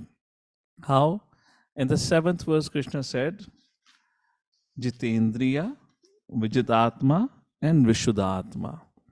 One whose heart is purified, who has controlled his mind, and who has won over his senses. What's the practical implication? Keeping mind and senses under control. Yukta Virag, what is that? Yukta Hara Vihara. So, following a regulated lifestyle, following ABCD formula was discussed. Like that, our actions can become yoga or worship. The next, in 10th verse, Krishna says, act without attachment, perform work without attachment. To understand that body is a gift of the Lord, and let me perform my prescribed duty as a service, as a yajna for the pleasure of the Lord. We are discussing how work becomes yoga or worship. And then in 11th verse, work should be performed for purification. Act with body, mind, and senses only for the purpose of purification, which means he's conscious of his goal. The goal is not to make money, the goal is self-realization, freedom from material miseries, and access to eternal life, and to please Shri Radha and Krishna. However, only bottleneck to experience this eternal joy or access to eternal life or to our relationship with the Supreme Personality Godhead, the only bottleneck is our impure consciousness. So the purpose of work is to purify consciousness. That is the meaning of the verse number 11, like that. However, the Jnana Yoga platform or the Jnana Yoga stage only begins when your consciousness has become purified. When consciousness has to become purified, only then a person can perform Jnana Yoga. Otherwise, Karma Yoga itself purifies the consciousness. And what is the result of it? We're just doing a recap from 7th verse up to the 12th verse. The result is, first, performer is unaffected by sinful action. In 10th verse, Krishna says, Lipyate na sapapena padam patram ivambhasa. And how? Just like a lotus is not affected or not touched by the water. What is the result when person performs Nishkam Karma Yoga? First is unaffected by sinful action. Second is dear to everyone and everyone is dear to him, like that. Such a performer becomes dear to all. And the third result, he attains peace. No anxiety over the result. And Prabhupada gives a very famous example of a cashier. A cashier who handles all the cash on behalf of the bank, but he is not in anxiety of its safety. Even if it is stolen, the cashier collects all the money and then there is other department who carries the money and transfers it somewhere else. The cashier is not worried about the security because he knows the money is not mine. When this mine concept gets into the picture, that's where the anxiety. So Prabhupada gives an example to explain that how such a person understands, who knows that he is not the performer, he is not the doer, he does not become attached to the results and he stays free from anxiety. In summary, or in essence, what we have discussed so far, one who is able to control his mind and senses, who works with detachment, and who acts only for the purification of his consciousness, then such a work performed by such an individual becomes yoga or worship. Three things: control mind and senses, works with detachment, and works for purification of heart. Then work becomes worship. For most people, for the larger part of the population, it will be premature and in fact detrimental to sever their ties with the worldly relationships or duties in pursuance of spiritual perfection. Therefore, Lord Shri Krishna encourages Arjuna to practice Karma Yoga, which is a progressive means of spiritual advancement while simultaneously being part of the world. You can continue to be part of this world, yet make spiritual advancement, which is a win-win solution for a conditioned living entity, which otherwise would not be able to do it if he's asked to leave this world for spiritual emancipation. And for that, therefore, Lord Shri Krishna gives an example of this lotus, just like lotus is untouched. Similarly, we have to bring our consciousness to a level where we are unaffected by the things of this world, while we continue to remain in this world, finish our tenure of this body, and attain the perfection. To summarize, this is 8th and 9th we have already kind of discussed. I'll skip this. You all can take a look at it later on in this. Here I've just given a graphical presentation of what is a realization of a person who acts in Nishkam Karma Yoga, what is his action, and what is the result of his action, which is described in 8th and 9th verse, which talks about a person who acts in divine consciousness. What is the essence of this discussion? Let's take a look at it. The essence is this: person acting in Nishkam Karma platform, his realization is he sees all living entities as spirit, soul, part and parcel of the Supreme Lord. Hence, he is dear to all and everyone is dear to him. He understands the best service is service to the Supreme Personality of Godhead, that is, watering the roots. And therefore, he acts as servant to all living entity. What is his action?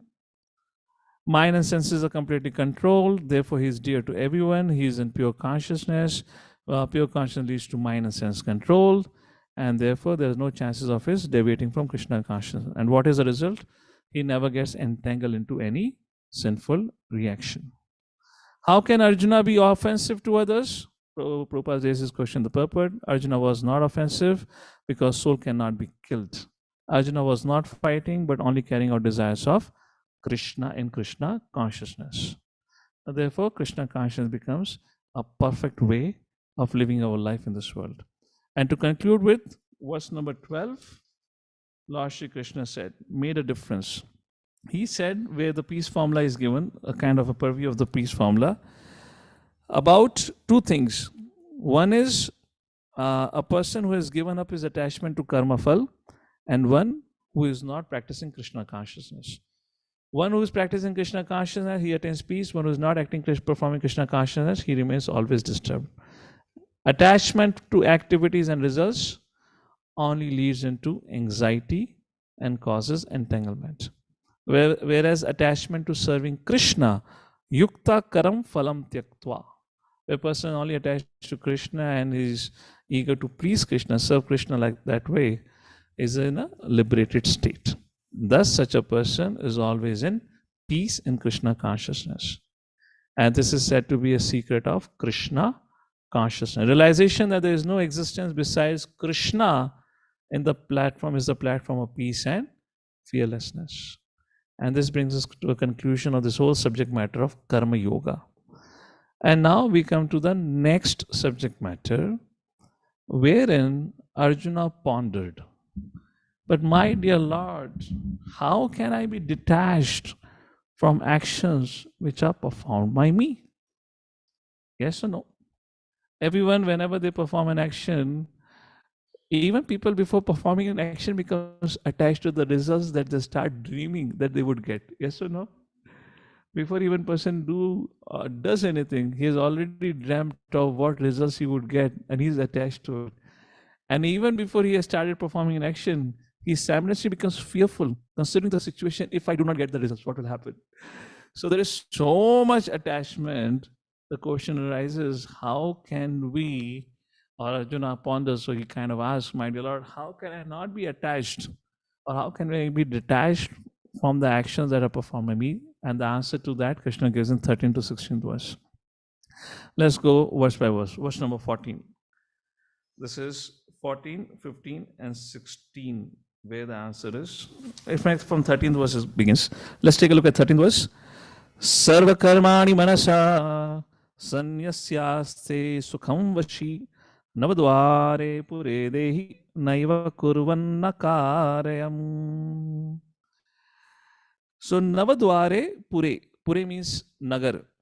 So each one of us are definitely part of one city, which has 9 gates, which is called as city of 9 gates. That is body. Naiva Kurvan Nakaryan. Such a person does not do anything and is not the cause of anyone's action also. Sarva Karmani Manasa. Sanyasya. Sarva Karmani Manasa. All the actions performed by the mind. Sanyasate Sukham Vasi. He has given up, and such a person can only be happy. Translation, please. Leela Nandani Mataji, read the translation. Hare Krishna, Dandavat Pranam Prabhuji. Little louder, please. When the embodied living being controls his nature and mentally... Your sound is very feeble. Go ahead now. When the embodied living being controls his nature and mentally renounces all actions, he resides happily in the city of 9 gates, that is the material body, neither working nor causing work to be done. Hare Krishna. Hare Krishna. Okay, now comes text number 14. Before we read text number 14, I would like we read the translation for 3rd chapter, verse number 27. What does Krishna says in 3rd chapter, verse number 27? Prakriti kriyamanani gunah karmani sarvashah ahankara vimudhatma kartaham niti manyate. All actions are performed by Prakriti. Guna karmani sarvasha. All actions. However, ahankara vimudhatma, a person because of his false ego becomes bewildered. And what he says? I have done it. Kartaham iti manyate. It's been established in the 3rd chapter, verse number 27. Now let's read verse number 5th chapter, verse number 14. Na kartatvam na karmani lokasya srajati prabhu. Na kartatvam na karmani. Such a person is neither a proprietor nor a performer of action. Lokasya srajati prabhu. Lokasya of others. Srajati creates. Prabhu. Now Prabhu has 2 meanings. Baldev Vidyabhushan and Vishnu Chakra Thakur gives different meaning for Prabhu. One meaning of Prabhu is the master of the city of the 9 gates, which is a jiva, or Prabhu can also refer to the Supreme Lord. Na karma phala samyogam. Because he is not the performer of action, he is not the cause of an action, he does not induce anyone to perform an action, then how can the results belong to him? Na karma phal samyogam. So, swabhavastu pravartate. Then who does the action? Swabhavastu pravartate. It is all performed by the modes of material nature. Prakriti kriyamanani. Translation, please. Mother Chintamani.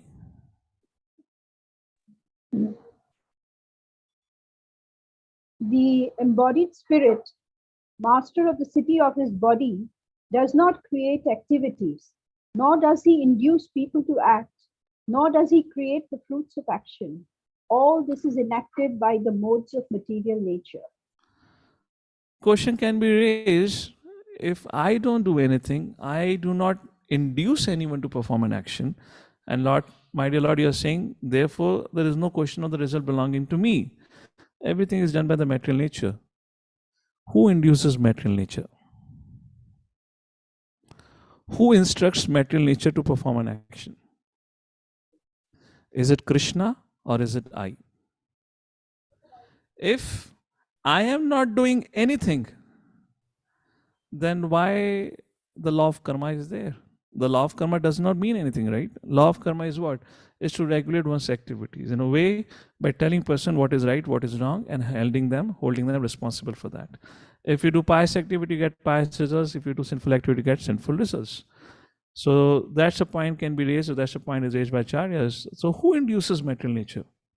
And who should be held responsible if material nature is acting and there is an act of terrorism? Then we should hold material nature responsible for the act of terrorism. Who should be responsible for it? Text number 15. Krishna says, Nadate kaschachit papam. Nadate, Lord Krishna says, I, nadate, accept. Na means never. Adate, accepts. Kaschachit papam.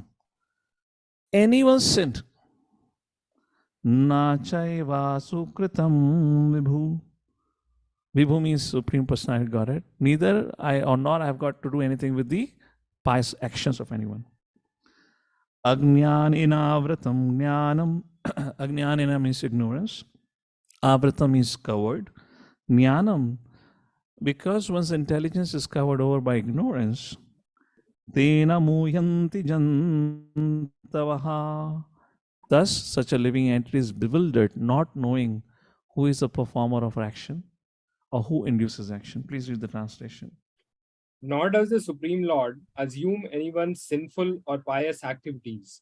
Embodied beings, however, are bewildered because of ignorance, which covers their real knowledge. So what does it mean by Ajnanina?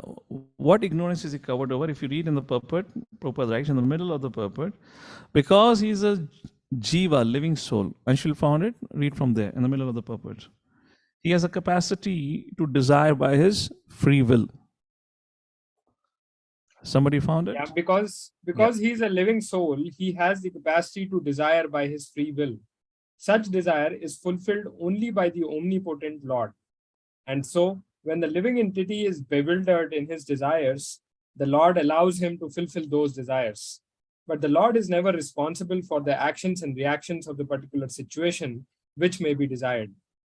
Being in a bewildered condition, therefore, the embodied soul identifies himself with the circumstantial material body and becomes subjected to the temporary misery and happiness of life. The Lord is the constant companion of the living entity as Paramatma or the super soul, and therefore he can understand the desires of the individual soul, as one can smell the flavor of a flower by being near it. Desire is a subtle form of conditioning for the living entity. The Lord fulfills his desire as he deserves. Man proposes and God disposes. The individual is not, therefore, omnipotent in fulfilling his desires. The Lord, however, can fulfill all desires, and the Lord, being neutral to everyone, does not interfere with the desires of the minute, independent living entities. However, when one desires Krishna, the Lord takes special care and encourages one to desire in such a way that one can attain to him and be eternally happy. Go to the next paragraph. The living entity is completely. The living entity is completely dependent in his distress and happiness. By the will of the Supreme, he can go to heaven or hell, as a cloud is driven by the air. Next paragraph. Therefore, the embodied soul, by his immemorial desire to avoid Krishna consciousness, causes his own bewilderment. Consequently, although he is constitutionally eternal, blissful, and cognizant, due to the littleness of his existence, he forgets his constitutional position of service to the Lord and is thus entrapped by nascence. And under the spell of ignorance, the living entity claims that the Lord is responsible for his conditional existence. Now, what it means, the living entity blames the Lord is responsible. You might have noticed if you ask people in India, what's the cause of your appearance or why are you here? People generally say, Ishwar ki ichha hai. The Lord has sent us here. So my situation here, whom to be blamed? The Lord for that. So what it means, to put into a summary, let's take a look at the presentation. So this is what it means, what we are discussing right now. So living entity does not create activities, nor induce people to act, nor create force of action, all enacted by the modes of material nature. Energy of the Lord, we'll see that in the 5th verse also of 7th chapter. There are two kinds of energy, superior energy, inferior energy. Superior energy is jiva, and the inferior energy is bhumirapo nalo vayu khamano buddhir evacha. So what is the cause of suffering? The cause of our suffering is our contact with this material nature and our bewilderment, where we consider this temporal nature to be eternal nature. Living entity is not the master. Prabhu, as long as he has the body with him. Otherwise, there's no question of he being the master controller of everything like that. What is the solution to get over this? The best process to get out of this condition by transcendent Krishna. That's the whole summary of it. Now take a look at it. So who is the real doer? If I do not perform an action, is it being performed by material nature or Krishna? Lord Shri Krishna makes it very clear. Although conditioned soul thinks that he is a complete doer, but he is not. What is his role? He is simply a witness of his activities. Text number 15th, Lord Krishna very clearly made a point. I am not responsible for anyone's action, nor I am performing the action. So who is responsible for the action? Krishna says, I am not. Man proposes, God disposes. What does it mean? Man proposes, God disposes. What can man propose? So Krishna is talking about there are three doers, not one. I am also a doer. Lord Shri Krishna is also part of it, and material nature is also part of it. What are the three doers? Jiva. And what is that aspect? Desires. Using his free will, a living entity can desire things. Now, if you want to a little bit think about it, anything that we do in our life, it begins with a desire. For example, let's say a Janmashtami festival. It's raining very heavily, and maybe there is an orange alert. It's not good for you to go outside your house because it's raining heavily. I'm particularly in Pune right now. There has been an orange alert for the last 2 days. I'm just giving an example like that. Yet somebody wants to go, which means he has a strong desire, right? So every action is impelled by a desire. Just like the food that we eat. It's not that suddenly the food comes in front of our mouth and our hand gets into an action, we put the food in our mouth. If you're not hungry, if there is no desire to eat, will you eat? So everything begins with a desire. Now what happens after desire? Then comes into picture super soul. The role of super soul is sanction. Yes or no? How does super soul sanctions? It is based on our karmic account. First is desire. What is your desire? Second, the criteria for sanctioning that is karmic credit. Therefore, super soul is said to be an observer. Therefore, Krishna in 15th verse is explaining that I have got nothing to do with your sin or piety. Why? Based on your karmic account, I'll give you an example, will be clear. Based on that, those desires are fulfilled. Now, if a desire is sanctioned, if Lord sanctions your particular desire, then Paramatma indicates to the material nature. Devi Esha Gunamai. This is my energy. So who instructs material nature? Krishna instructs or Paramatma instructs. And that material nature carries out the order or the action to suit the particular desire, which means your karma indriya and jnana indriya gets into an action to fulfill that particular desire. Let's take a look graphically what it means. Jiva, what's the relationship between the three? Jiva can only desire, which is heard by Paramatma, Ishwar. Based on our karmic credit, that desire is sanctioned or rejected. If it is sanctioned, then Prakriti is instructed by Ishwar to fulfill that desire. And then when the Prakriti gets in order, Prakriti fulfills that desire. For example, let's say somebody wants to buy a Mercedes Benz. Let's say it's 25 lakh rupees. I don't know what's the cost of it. I'm just assuming. Let's say 50 lakh. Of course, it's been GST and all that cost must be a little more. So let's consider Mercedes Benz. A person is working hard, but somehow the desire is not getting fulfilled. But once the karma credit means here, once one has accrued enough karma credit means through which he has got enough wealth. Now Ishwar will give him permission. And then Prakriti facilitates. Now how Prakriti facilitates? If Ishwar, regardless of you have enough wealth or not, but now because in karma credit, it is a time for you to have that Mercedes Benz. Then Krishna or Ishwar instructs Prakriti, and Prakriti would create an opportunity around you by which you can either get enough wealth or you win a Mercedes Benz in a lottery.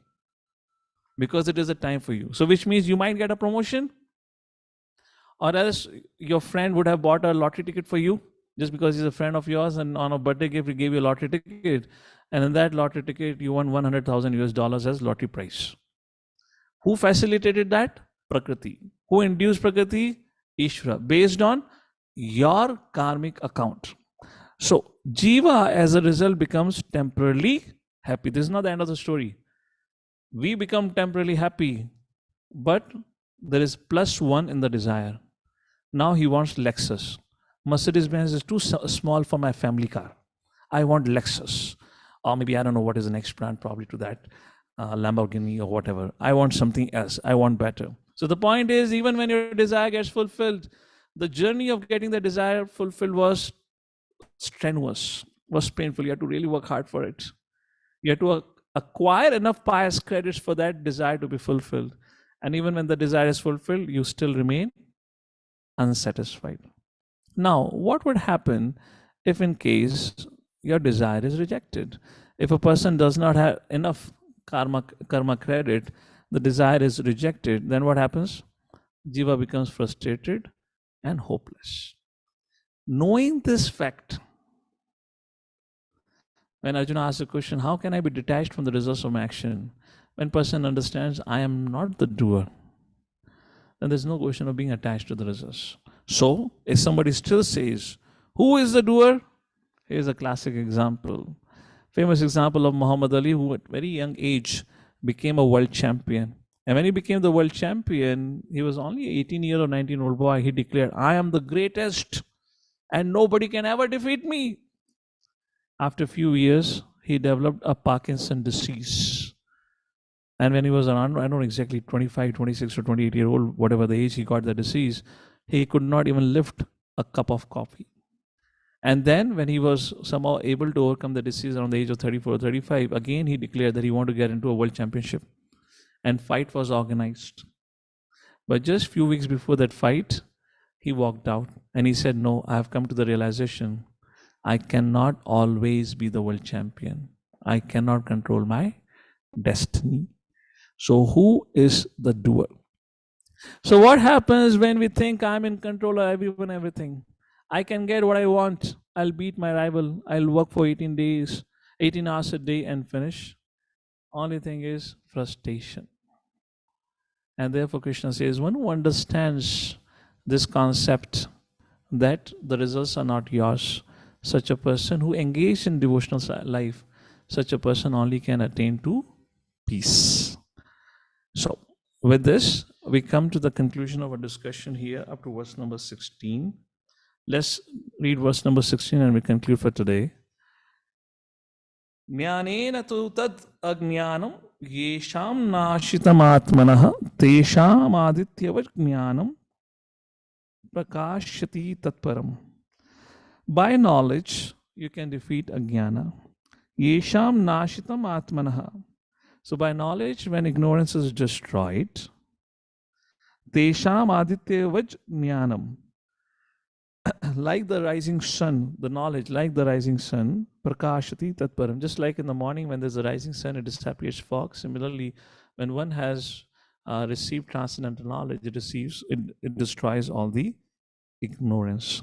And in the purport, Prabhupada talks about how such a transcendental knowledge person acquires. And that was the subject of chapter 4, how one receives transcendental knowledge, which Prabhupada in summary puts into the purport.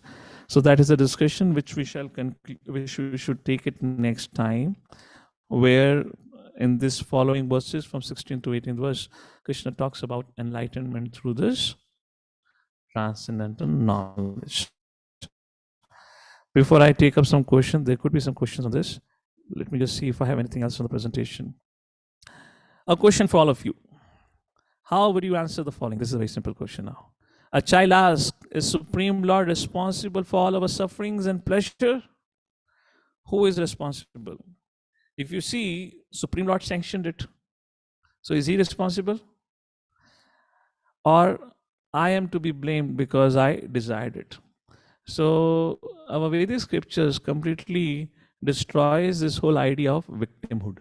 I am victim. There is nobody victim. All of us living in this material world are culprits. Therefore, we are put into the prison whose jailkeeper is Maya Devi. In prison, there is nobody victim. There are only one who are culprits like that.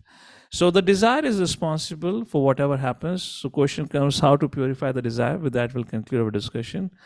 And therefore, our Shastra says, Cheto Darpanam Marjanam Bhava Mahadavagni Nirvapanam Shreyo Kerva Chandrika Vitranam Vidhyavadu Jivanam Anandam Buddhivardhanam Pratipadam Puna Mritaswadanam Sarvatma Sanapanam Paraminchate Shri Krishna Sankirtanam. So we have discussed at the end of the 3rd chapter also, senses, mind and intelligence. How do they get purified? Senses gets purified by physical service. Mind, which is the root of desires, gets purified by chanting of the holy names of the Lord. And intelligence gets purified by reading and hearing of scriptures. And that is the subject matter again, like this. So how do we purify ourselves? Or how do we purify our desires? By chanting the Hare Krishna Mahamantra, the process that has been given to us. I'll take this question with all of you. This is a group exercise. After, in case if you have any questions. To summarize our discussion on the concept of 3 doers, it all begins with desires. I'll just give one short example of Prabhupada. You know, the devotee, Bob Cohen, if I'm correct, perfect question, perfect answers. What is his initiative name? I'm missing it. Prabhuji's name. So, you know, who was working for this Peace Corps at that point of time, met Srila Prabhupada in Mayapur, and fantastic question was asked by this devotee. And finally, when his stay was completed there, he was very nervous. He didn't want to shave up like devotees. He had a fiancée already in America who had no idea of Bhakti cult so far, to whom he was associated. So he went and met Prabhupada. He wanted to leave.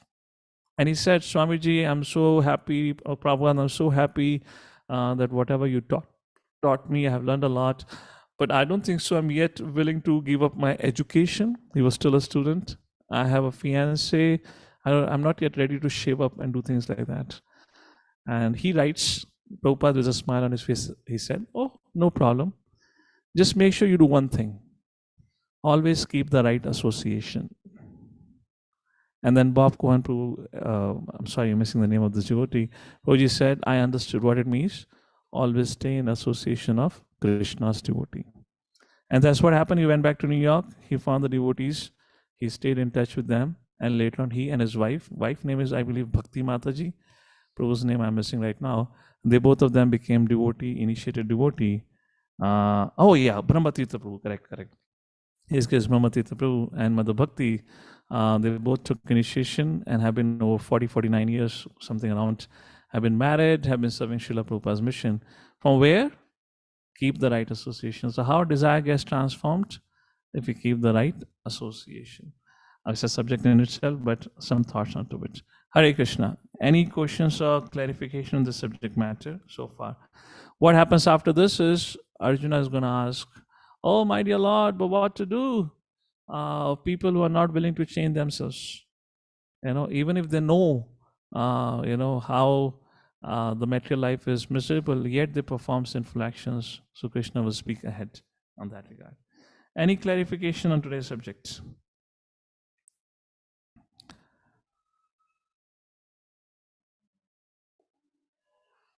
Mother Indu. Mother Prabhu, your hand is up for reading? Yes, Mother Indu. Yes, Prabhu. Hare Krishna, Prabhuji. This shloka number 7, Prabhuji, we are talking of Vishuddhatma, Vijitatma, and Jitendriya. Basically, all these three are the same. Now, all the three, they are controlling the senses only. No. So, what's the difference between the three, and why Krishna specifically mentions? First of all, Jitendriya means one who has won over the senses. Right. Jitendriya, Vishuddh Atma, purified consciousness. And Vijit Atma, that means who has control on his mind. Like that. So, one way from English point of view, you may call it is all same, controlling mind, intelligence, senses. But according to Sanskrit, there are certain nuances. There are certain differences like that. Of course, it all begins with Vishuddhatma. If you have purified consciousness, then you would be Jitendriya, Vijitatma. You will have control mind and senses. But it is mentioned, who has all these three things? Krishna says he's very dear to everyone. And we were discussing how can we have that? What is practical step for a sadhaka, regulated lifestyle? Following this ABCD formula, following for regulated principles like that, we can be gradually. So that section was 7 to 12. Again, I want to highlight, it was about how to act in Karma Yoga. So if you want to perform Nishkam Karma Yoga, a person has to have a sufficient amount of mind and sense control. Otherwise, person cannot perform Nishkam Karma Yoga. Second thing, a person has to have certain amount of detachment from the results. And third, he has to be in the consciousness, the work that I perform is for my purification. Otherwise, unless these three conditions are there, a person cannot perform Nishkam Karma Yoga. And therefore, during a recap, I give you this summary. People can perform actions and they can, use the result in the service of the Lord, but it can still be Sakam Karma Yoga, where they're trying to use most of the result for their purpose. So Sakam and Nishkam Karma Yoga, these 3 points makes the differentiation. What's the difference between Sakam and Nishkam? Detachment from the results, work meant for purification, performed with controlled mind and senses. That is called Nishkam Karma Yoga over Sakam Karma Yoga. Madhav Kripa Prabhu? Yeah, I wanted to clarify the last part, right? Desire, Prakriti, and sanction of the Lord, right? So our desires could be like, we as working professionals, we have our own ambitions in the material world and also, in the spiritual realm of our lives, right? So one thing is like going too much beyond, which is prayas. And another thing is like establishing yourself as, probably a subject matter expert in some field where you are working, right? So during this attempt, we give our best shot and we, then finally depend upon the Lord for, whatever credit we should get for, right? So when we are seeing this, so where is the Prakriti? The desire is there. I am putting the efforts, right? And then there is sanction of the Lord based upon my efforts and my prarabdha, right? So where is the role of Prakriti? Is it like the efforts are, yeah, that's the point. Efforts are not yours. Okay. What is an effort? Effort again means karmendriya, jnanendriya. Okay. So point here is the living entity only has something to perform or to do is desire. That's soul. Now soul does not put any effort. Your effort is put through the body, subtle body and gross body. And the subtle body and gross body is made up of bhumi, rapa, nalo, vayu, kham, mano, buddhi. I think And the that is moment you also said given soul, by right? material nature. I'm so closely identifying myself with the body, right? When I say that I'm trying something, it is considered as that I am trying as a soul. Okay, I got mean, it. that's okay. That's okay. I mean, theoretically we can understand, but practical action we may not be living it. But this is a Okay. very important question that you are asking, because it makes a differentiation here. To have that understanding that I only can desire, and to have at least theoretical understanding that this body, gross and subtle body, is both given by the material nature. Is nothing but combination three modes of material nature. So Okay. your effort or even the right decision is inspired by the material nature. When she is induced by Ishvara to fulfill that desire. If you look for a second, if you look from this perspective, you'll see suddenly you get to know your friend has got a promotion, or maybe just like I met one person outside, I don't want to name it, outside temple, who, you have this government apartments which are given at very discounted rates, some kind of thing, lottery system. Right, yeah. Whatever they call it. He just got that apartment, then he got a facility around temple to have his, shop or whatever professional thing. Everything just worked out. Now, Right. how this everything worked out? Now, you may say, oh, I did it, because everyone wants to take a credit, right? But how things worked out? So many people are applying for job. Not everyone gets promotion as they expect, or hike they get it. Somebody may say, I put all my effort to get that hike. But who induced that effort for you? How many of you have that experience when you're writing a paper? Those days when you used to write paper, an exam, suddenly you will forget something. How many have that experience? Yes or no? Yeah. You had worked very hard, you studied very well, and so yeah, you were not supposed to be, your karma wasn't sufficient to make you topper, therefore you forgot. Somebody's karma was to become a topper. See, everyone those who are on the line of fail, they don't give a damn. They're totally detached with the result. If you want to learn example detachment, learn for example detachment for those who are on the line of failing. Now, those who are on the grade of, let's say, 65 to 80%, and let's say 80% plus are the toppers, if in case that's a grade, they are the one, each one of them is aiming for the top 3 ranks. Now, why somebody gets top, somebody doesn't become top and all that, that's again karma that plays. Karma means, your karmic bank balance, and then Ishwar based on the sanction, like that it goes. So your ability to put an effort is also based on approval of Paramatma. So probably one question, one more here. Like sometimes we are very focused, and sometimes we may not have that, a pinpointed focus, right? Again, is it that Prakriti which is responsible for it, or is it the desire? It's your karma. Prakriti Ishwar is not responsible. It's your karma only is responsible, which means you are only responsible for it. Because Paramatma is sanctioning Prakriti to allow you to have success based on your karmic account balance. Ishvara is rejecting your success, which means distracting you. Or Prakriti is distracting you, is because you didn't have enough karmic account balance. And whose karma it is? It is not Prakriti's or Ishwar's, it is your karma. Now see it in the life of a devotee. Now in a life of a devotee makes a lot of endeavor and effort to please Krishna. Now who is responsible for the success that comes? We say Guru. By the mercy of Guru. We don't say, knowing the fact of this Bhagavad-Gita, we don't say my karma is responsible for the success. No, the blessings of Vaishnavas are the cause of my success. Because if I have the prayers of the Vaishnavas, then the Lord would sanction it. Because I have got success, which means Lord has sanctioned it, which proves I had the mercy of Guru and Vaishnavas. Not that I did it. If I did it, means my karma. And when it is my karma, then again, the whole, what is the use of this? Then why do we take shelter of Guru? And what is the meaning of serving Vaishnavas? Is that making sense a little bit, Madhukar Prabhu? Yeah, I think, it makes sense, probably. Only thing is the focus part, right? So how much we are responsible and how much external factors are responsible is something which I need to figure out. We are only responsible. There is nothing outside of us. Therefore, I said a point, I briefly mentioned, we'll discuss that in 7th chapter. There is nothing called as victimhood. We are only responsible entirely. Okay. Now, because now, therefore, we're talking about Yukta, the regulated lifestyle. So for us, now whatever karma has been done is done in the past, based on which certain things may get sanctioned or doesn't get sanctioned. So for us, we have to live with that reality. Why to put? Therefore, the question of prayas and shreyas comes into picture, which we'll discuss in Nectar of Instruction that time.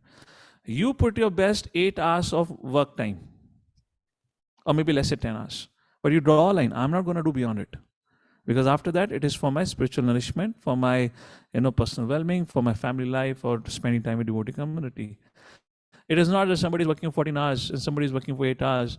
14 hours would necessarily get a success. How many of you have had students, have had friends in your office? They study very less, they work very less, but they get greater success than others. We all have that example. So it is not my hard work will bring success alone. Again, I'm saying alone. I'm not saying you don't have to put hard work. 8 hours or 10 hours of office hour, you have to stay committed, focused. That is your hard work. But beyond that is your attihara. Thank you, Prabhu. Hare Krishna. Vaikuntapati Prabhu. Yes, Prabhuji. Prabhuji, my questions are related to the previous 2 questions.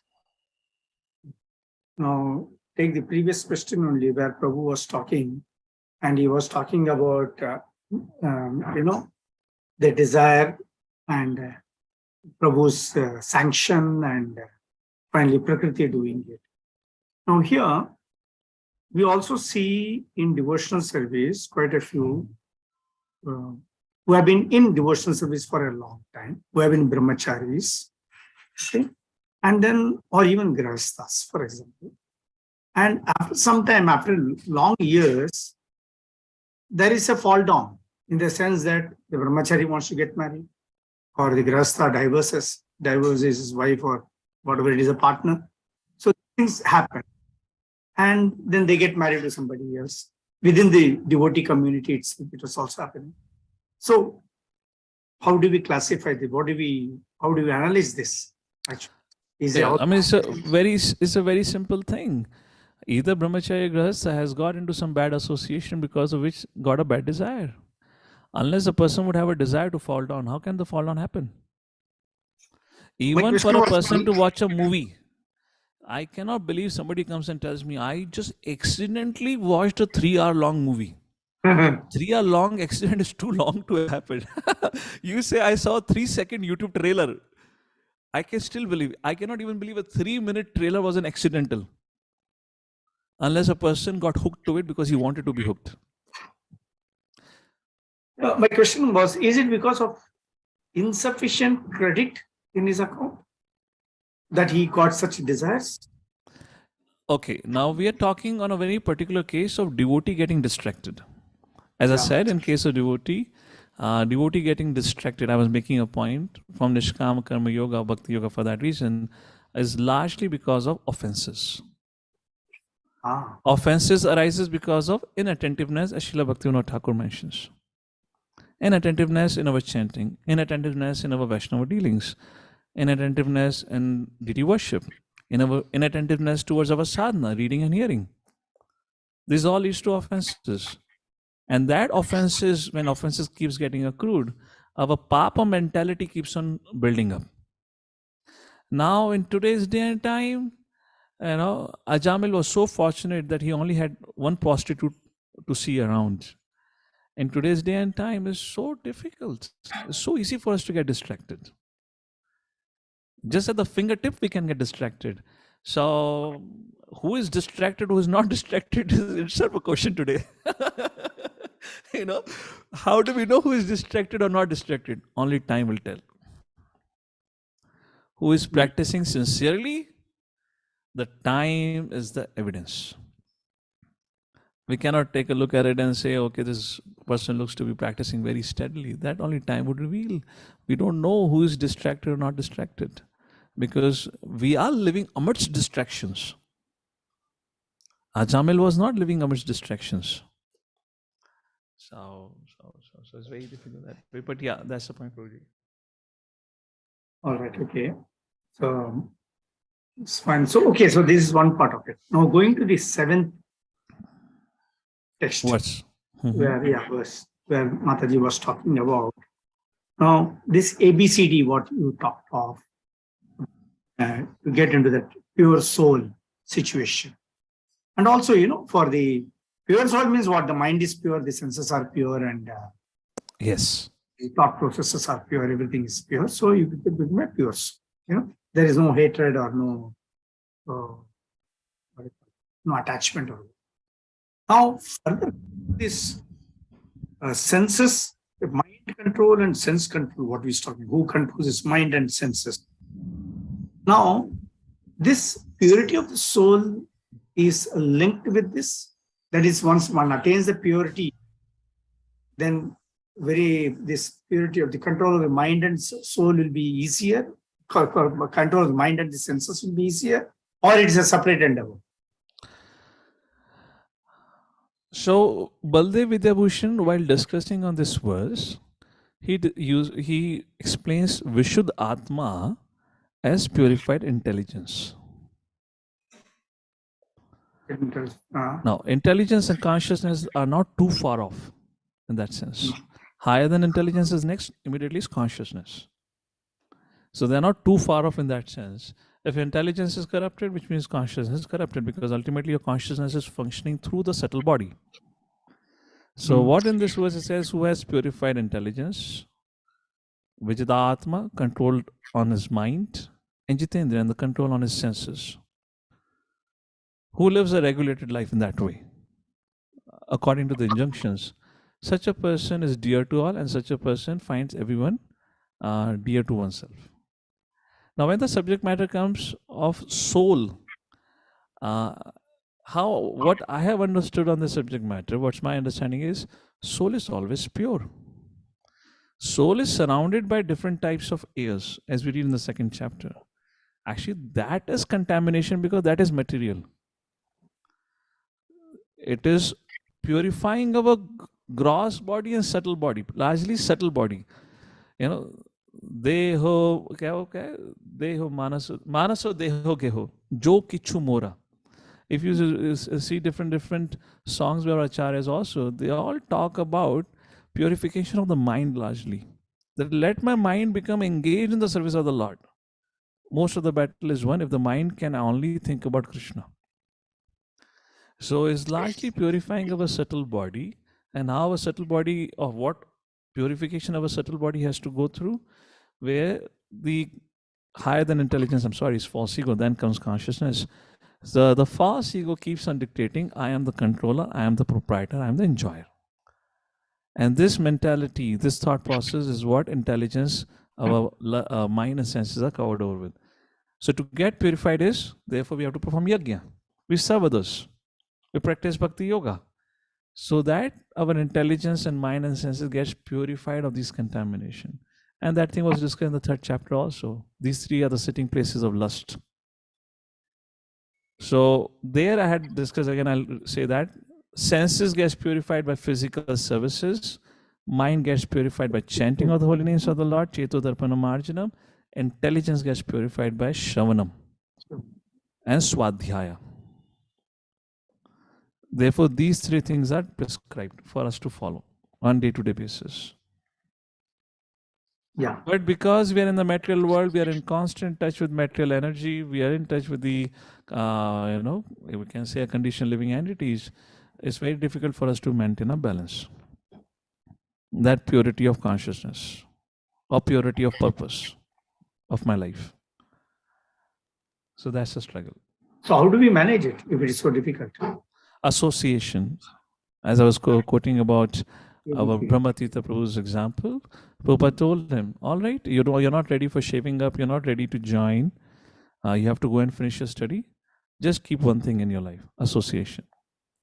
So he went back to New York and he kept in touch with this New York temple. Later on, he and his fiancée both became initiated disciples, and they're still married and serving Prabhupada said association. If you don't have right association, it's just not possible. That is at least what I've understood in my life. Whoever we are, how much ever great we may become in our circles, we all need that some inspiration coming from above. Yeah. Whose feet we are holding on to.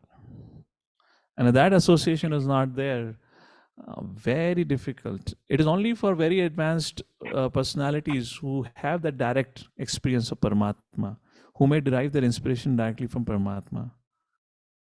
They're very, very rare and very advanced. But for larger community, they will need their nourishment from association. Association of other advanced Vaishnavas. Mm. Their life, their personal examples inspires.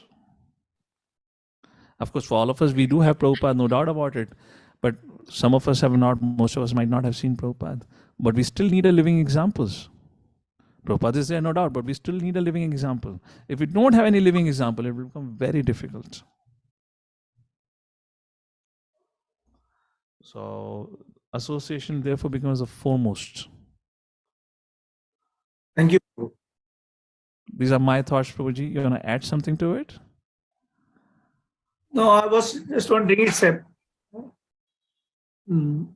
what you're saying is perfect, but I've been, this particular aspect, I've been thinking over it for a very long time. And I'm just trying to see whether there can be any, both of this can in any way linked. Purity of soul. That ABCD definitely helps you to purify your soul, Necessarily need not result in your Jitendriya or, control of the senses and the mind. Because again and again, the thoughts which should not be coming also keep coming to the minds of the people, I'm not just talking of any one individual. I've seen it in the community. I've seen it. Actually, that doesn't go away for a long time. When it goes away is also not clear. It goes away if it is talk about the stages, then it goes away at the stage of asakti, literally. At the stage of prema, you get purified of all. Even up to the stage of asakti, according to Rupa Goswami. Yeah. Even at Baba stage, you can fall down. Yes. That fall down is little. No, first of all, the moment you come into the stage of rati, you cannot have gross fall down. That bhava stage fall down, let's say we talk about our Bharat Maharaj. There was no gross fall down. There was a distraction. Of course, some residual. Now, what is remaining up to bhava, asakti, or prema? What is remaining up to asakti is most of your gross and subtle offenses, or sinful reactions have been completely negated. What remains before the stage of prema is the reactions of offenses. Some offense towards some Vaishnava, that is the discrimination between these stages. Particularly, the prema stage prior to that. Yeah. I think at my level, I can only think in terms of Shraddha, Sadhu Sangha, Bhajana Kriya. Let us look at it. Let me keep it to that level only for discussion purpose. So in this Sadhu Sangha stage, itself where one has to be extremely careful about how one deals with the other devotees also. Is it not? That's what you're exactly telling. That's what you're conveying. That at that level itself, one has to be careful. So, you don't unknowingly also do not commit any offenses. Therefore, I like this statement of His Holiness Radhanath Maharaj. I really like this. When he said, we should pray to the Lordship that we should become sincere, serious, and without ulterior motivations. So even when we are doing sadhu sangha, if we have our motivations other than service, we have ulterior motivations, that will impel us to commit some other aparadh. Because bhakti is not the priority at that point of time. We have, we know of cases where people want to make business out of devotees. People approach us because, they want to get their daughter married or boy married. Many, many different factors people come into contact like that. Fine, Prabhuji?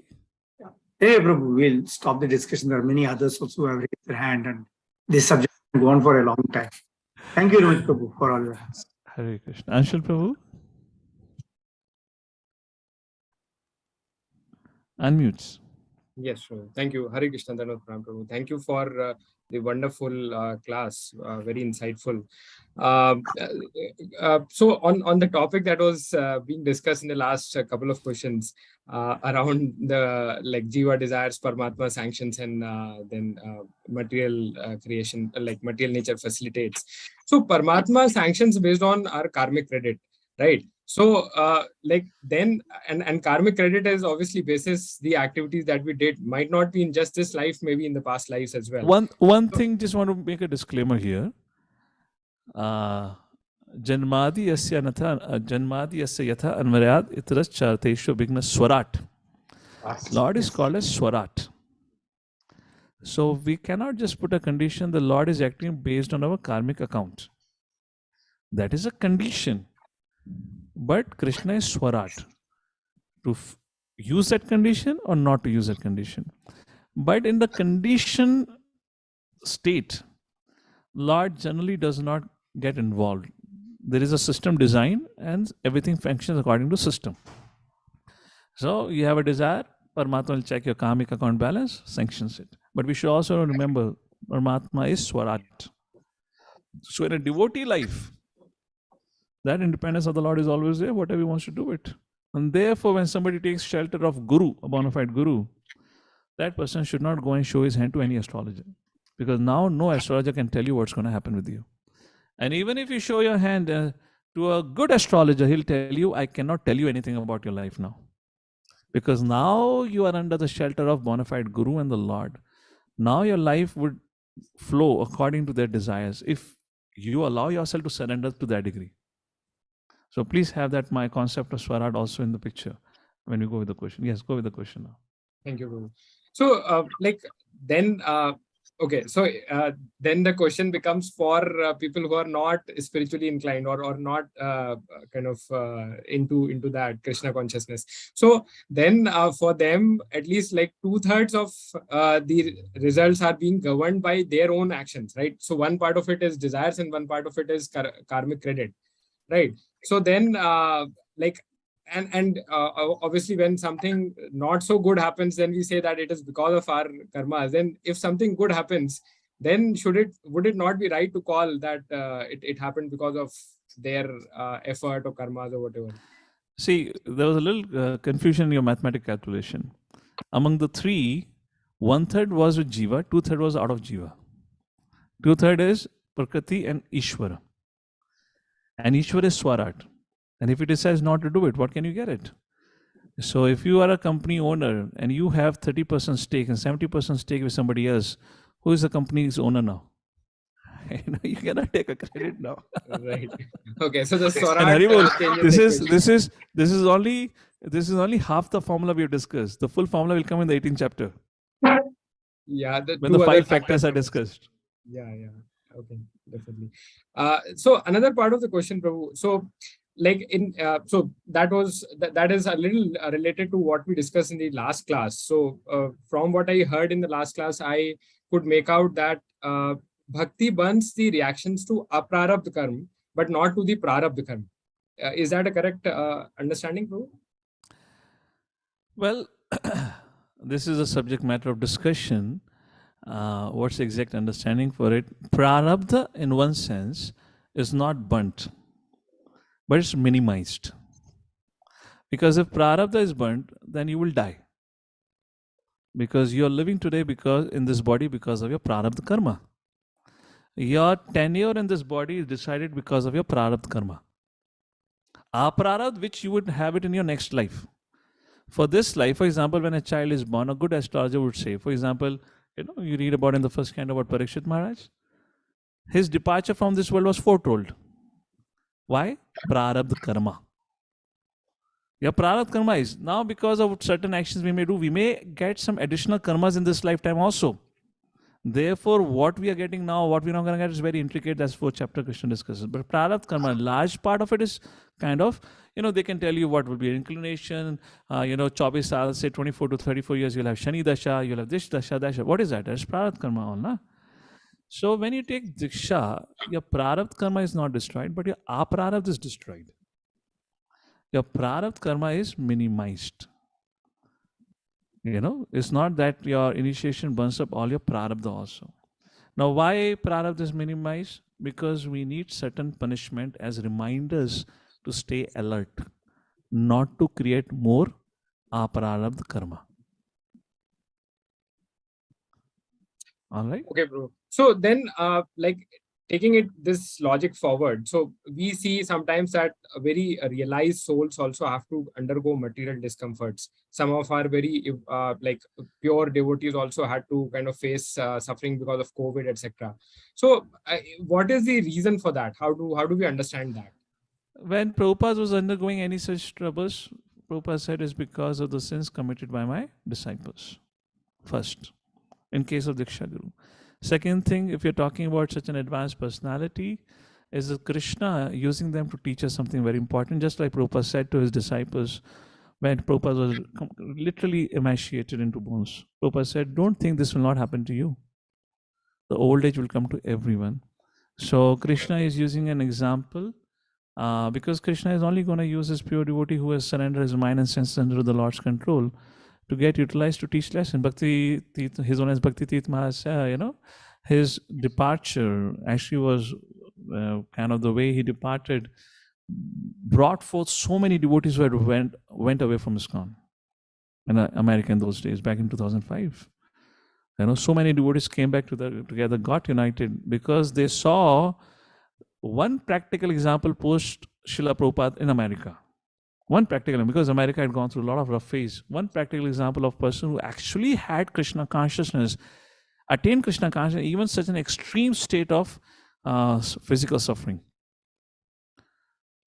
who was still happy. Of course, there were a few more examples, but Bhakti Tirth Maharaj was a famous example because he was a leader. He was Guru. There were a few other examples of Prabhupada who were like that, many examples like that for that reason. And that brought larger community together. It instilled great faith in them that yes, Krishna consciousness is possible.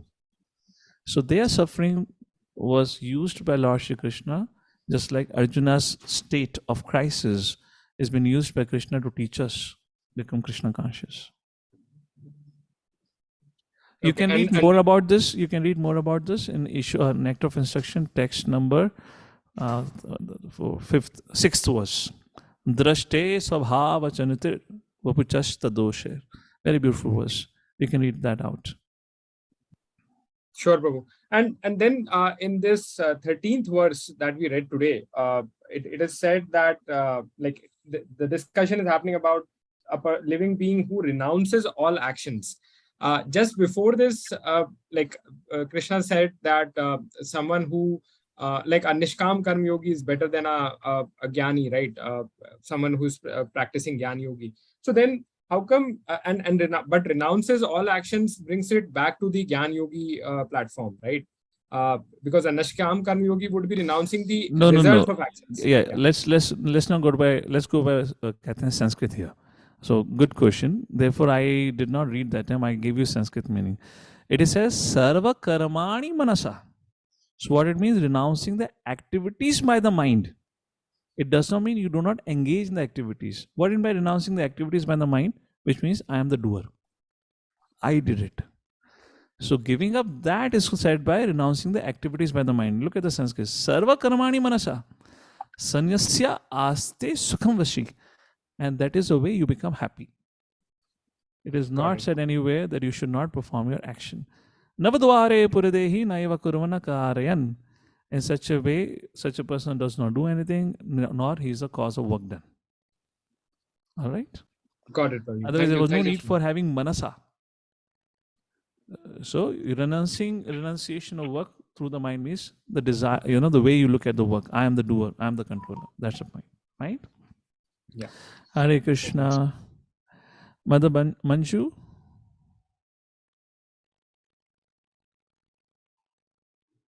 Oh, unmute. Yeah, please go ahead.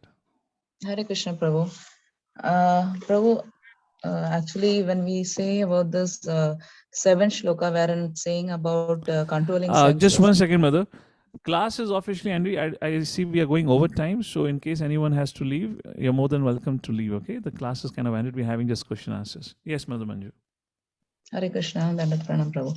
So actually, when we see about controlling our senses, like I'm just saying over my personal experience, we only restrict from this 4 regulative principle, like non-veg stopping and all these things.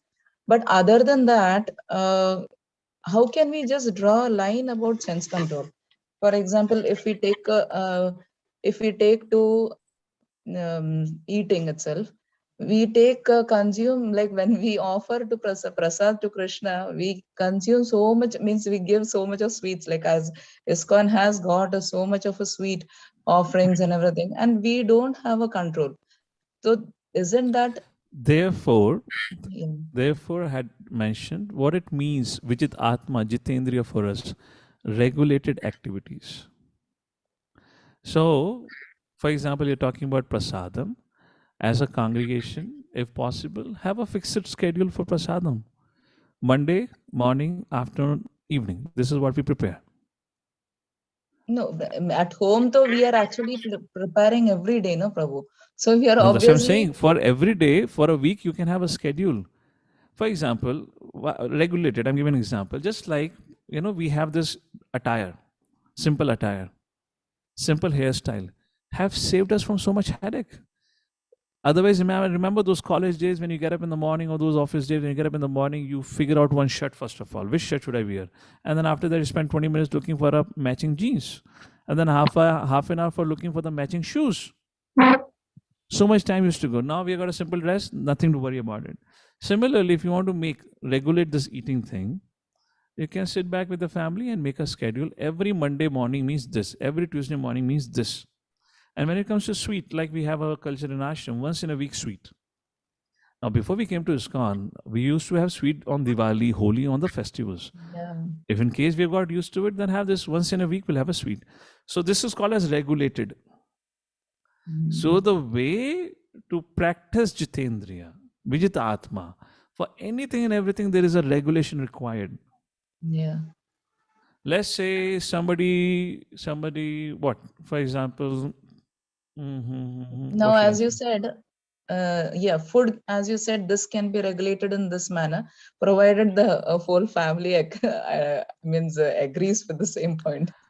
Yeah, I mean, if it is a whole family, it's a devotee Everybody family. has become like the craving to sweets and junk foods, even in the name of prasadam, it becomes so high. Like every day, it is like you don't put a full stop there. So it becomes like prasad ke naam pe. So on the other hand, what I want to stress one more thing is the level of luxury. Like when we come to even Krishna conscious, we find that we can't do Krishna conscious when we are very simple. We need a very high style of living, even in, like, for example, when we are going to Vrindavan or anywhere, we want a good hotel, and then only we can enjoy it. So how do we take that, Prabhuji? That's like because it's always we have to be simple and a high thinking. So it See, doesn't the match that. definition of simplicity would vary to every individual. Yeah. And every individual should be mature enough to draw a line. What is that simplicity for me? Sometimes we have certain social status that we need to match up and keep it up with it. And if we need to be, we can draw a line between our devotional circle and social circle. When we are in a certain social circle, maybe we need to keep up that social status. But when we are in devotional circles, maybe we need to be a little more simple. First of all, if we are so much in bodily consciousness that if I am not provided with certain basic needs which my body needs or mind requires, then I would not be able to experience Vrindavan. Or let's say I'm going to Vrindavan to chant somehow, I will not be able to do it. Then what's the point of it? Yeah. Simultaneously, we should prepare ourselves for that level of purification or purify ourselves while we are living in our respective home, that when we go to holy dhams like this, we can live in whatever facility is provided or we get it. And I guess all of us can have that experience when we get yatra. When we have yatras, you don't get facility necessarily. Of course, you may be asked, okay, fill up this particular accommodation type, but may or may not have it. How do we respond at that point of time? And if you're not grateful at that point of time, then if we know that we are not in a good state of consciousness, what's the use of my social status? I guess in this class only I was mentioning last time, right? In the 4th chapter, I was quoting our, what is that called? Bhagavad-Gita, Sanatan Goswami writes there. When we're talking karma, nitya karma, namitya karma, kamya karma. And I was making a point, it's very subtle line to distinguish between Nitya Karma, pious karma, and our karma, the spiritual duties we are performing. A very subtle line. And Sanatana Goswami, Srila Sanatana has very clearly mentioned, if you're doing Nitya Karma, Naimitya Kama Karma, you're only going to be in this world only. And Nitya Karma refers worship. Nitya Karma refers doing service to the Lord. But there the objective is not pleasing the Lord. The objective is largely, for once some gains. That is Nitya Karma. But Bhakti is different than that, where we do it for the pleasure. Where we do it because the Guru have told us to do it. But again, if our pleasure becomes prominent in that, oh, okay, Guru have told me chant 16 rounds in the morning, but no problem, I'll chant 16 rounds during this time, that time. If our bodily comforts and all that becomes prominent, then it can slide into that category of Nitya Karma within the pious karmas.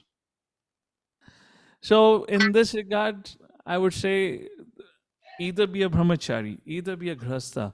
We required a very close monitoring, at least by one senior Vaishnava. It requires a very close monitoring. It requires a relationship where I can go and share my challenge with that person. Sharing a challenge is not the battle won. Sharing the challenge in itself is a big thing.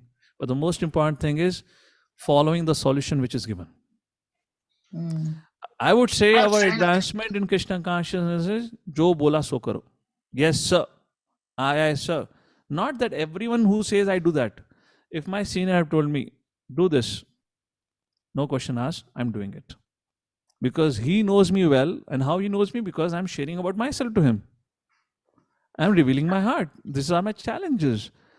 Yeah, but one thing which I would, sorry to interfere, Prabhu, everybody has got their own perceptions about likings. Like suppose I might have a different perception towards my likings or my way of living, and my husband might have it differently. My child might have something different. Would have it. That's the reason we are individuals. Yeah. That is okay, but your spiritual life is your spiritual life. Everybody's standards are different, but ultimately it's actually not going to a simple lane. It is actually gliding up only. No, that is totally fine. I am focusing on your personal growth. Don't bring your whole family into the picture for that. Your spiritual life is your spiritual life. You have to consider that because your family is not under your control.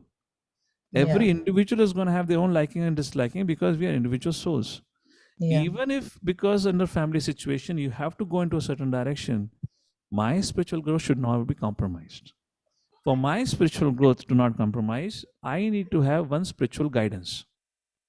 I need to have somebody who is guiding me, to whom I'm able to share my heart, and that has to be a senior devotee who we know is well situated. Therefore, this concept of grihastha counselors comes into picture, where senior grihasthas who have had years of practice, have gone through the challenges, they know, and then they offer their guidance. And how do they do it? And how do you balance it out in a family life? That is. Yes, Vaikuntapati Prabhu, please come in. Unmute.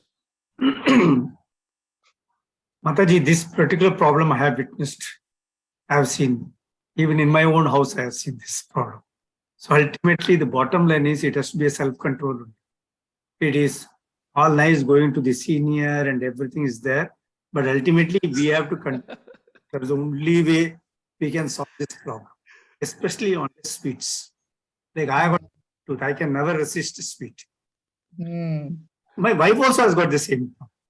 And also got the same problem. So anytime you come to our house, the sweet will be there.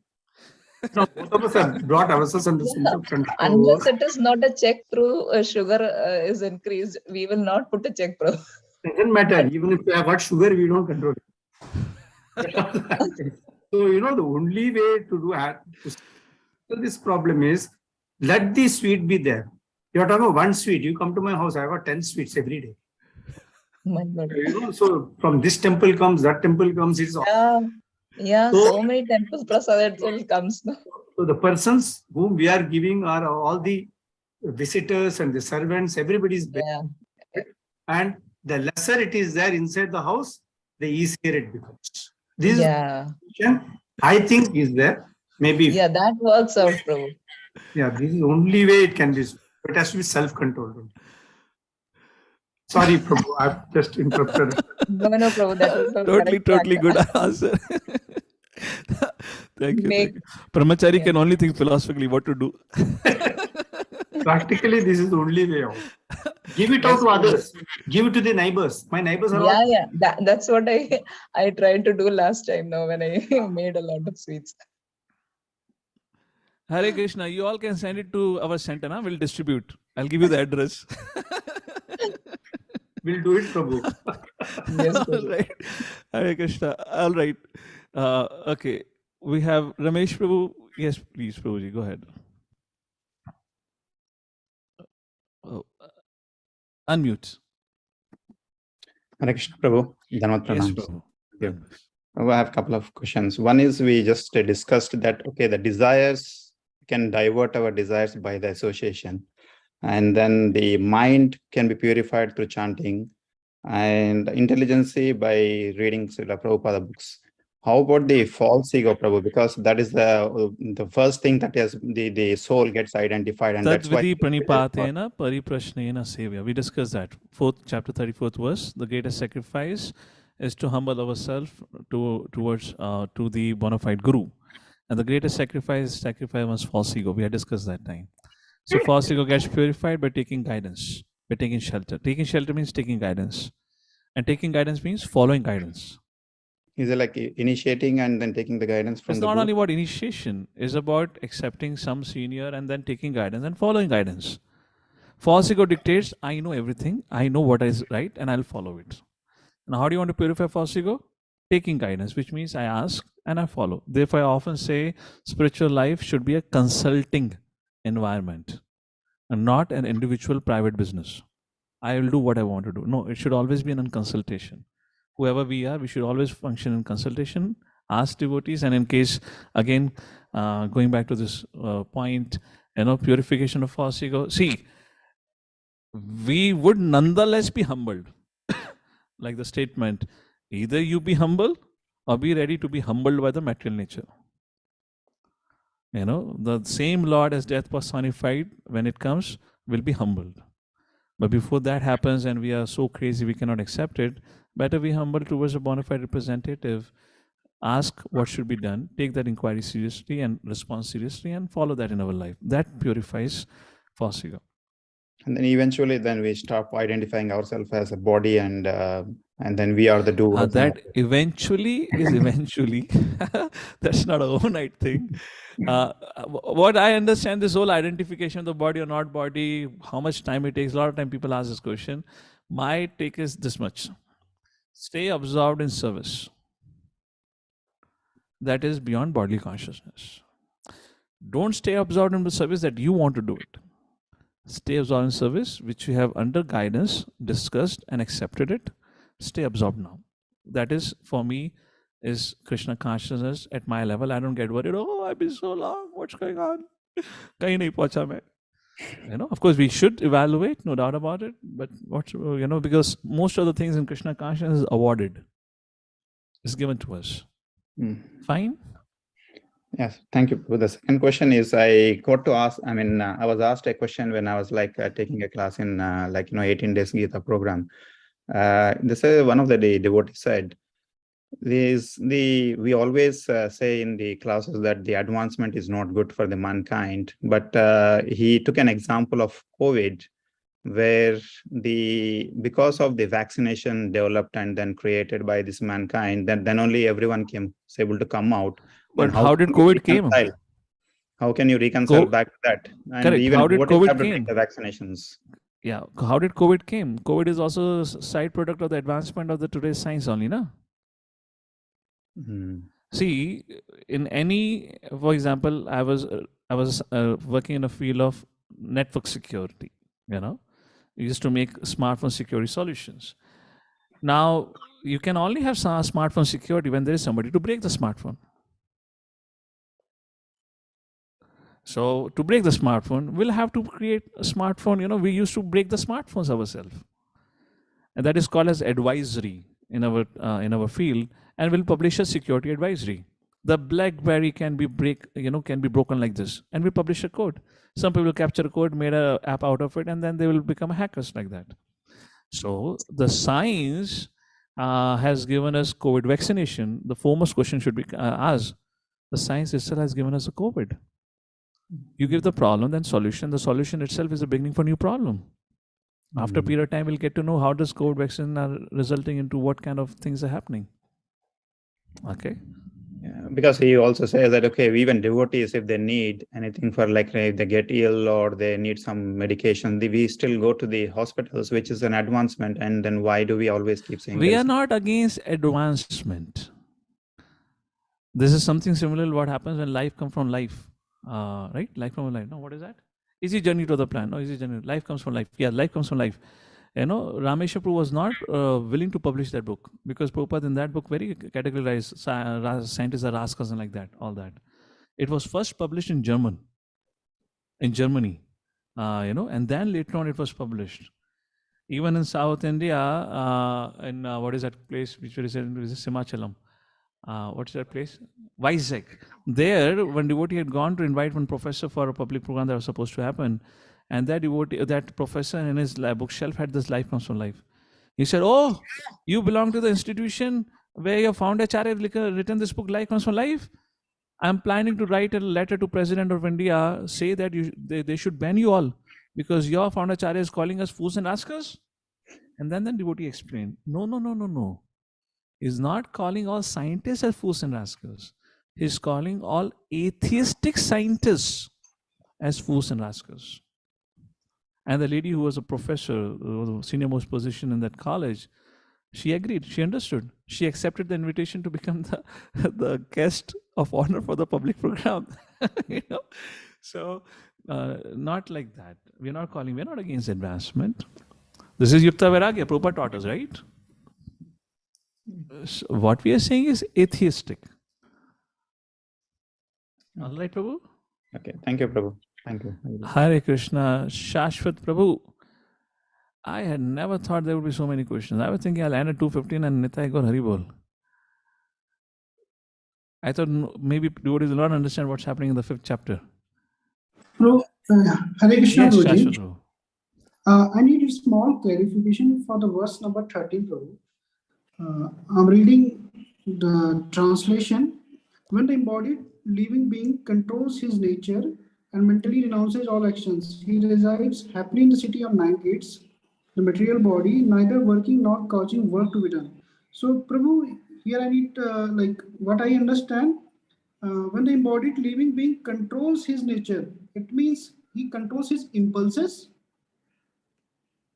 The meaning That we'll have to see. Wait a second. I'd like to go with Sanskrit first. You said 5th chapter, 13th verse.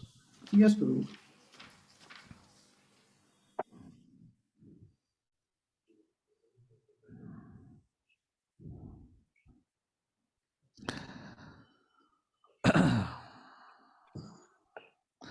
Nature is not mentioned anywhere in the verse.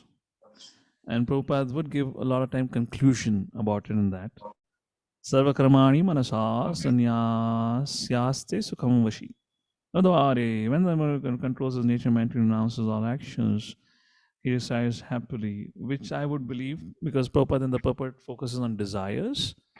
That's what Prabhupada is probably writing about it. Desire management. Even in purport also, Prabhupada mentioned automatically by its particular mode of nature.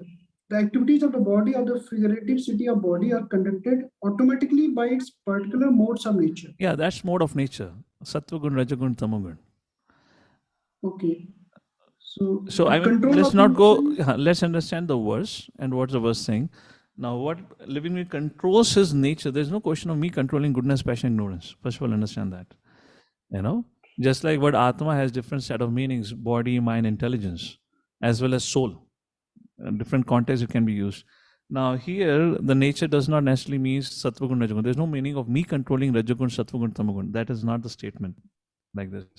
Now controls his nature, what I understand here is controls his desires. Because that's what verse talks about. The verse talks about Sarva karmani manasa sanyasya asate, giving up.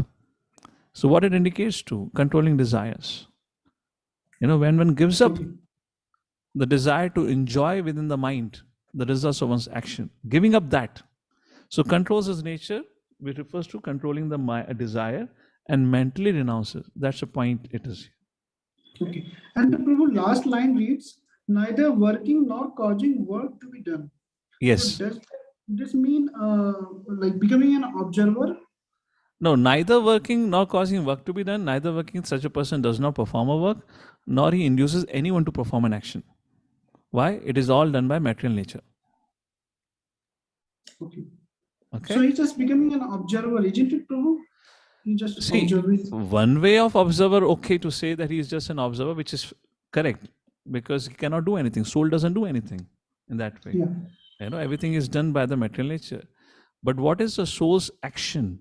Is desires. So focus is not being soul being observed or not. The focus of this discussion, the verses which are going in here, is to purify our desires. That's the point here. Okay. Thank you, Guru. Hare Krishna. Mother Medhavini.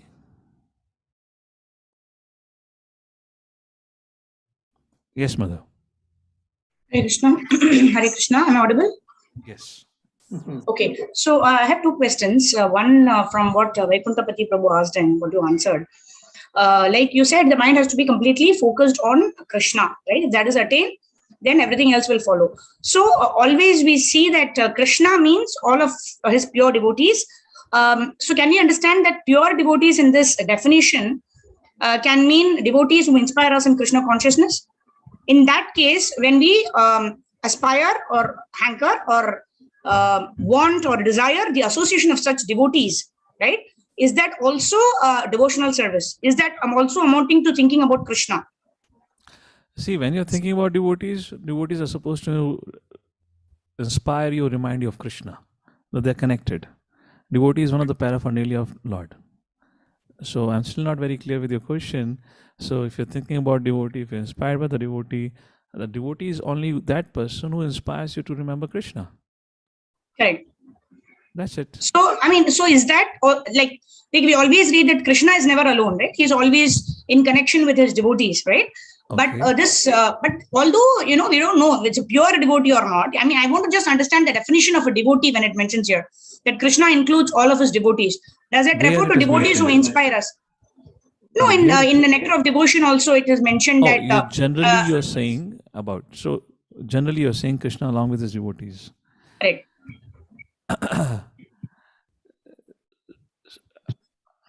So again, say your question again. Got confused. Okay, so you answered Vaikuntapati Prabhu that when the mind is always thinking about Krishna, that is a perfection, right? Everything else follows, right?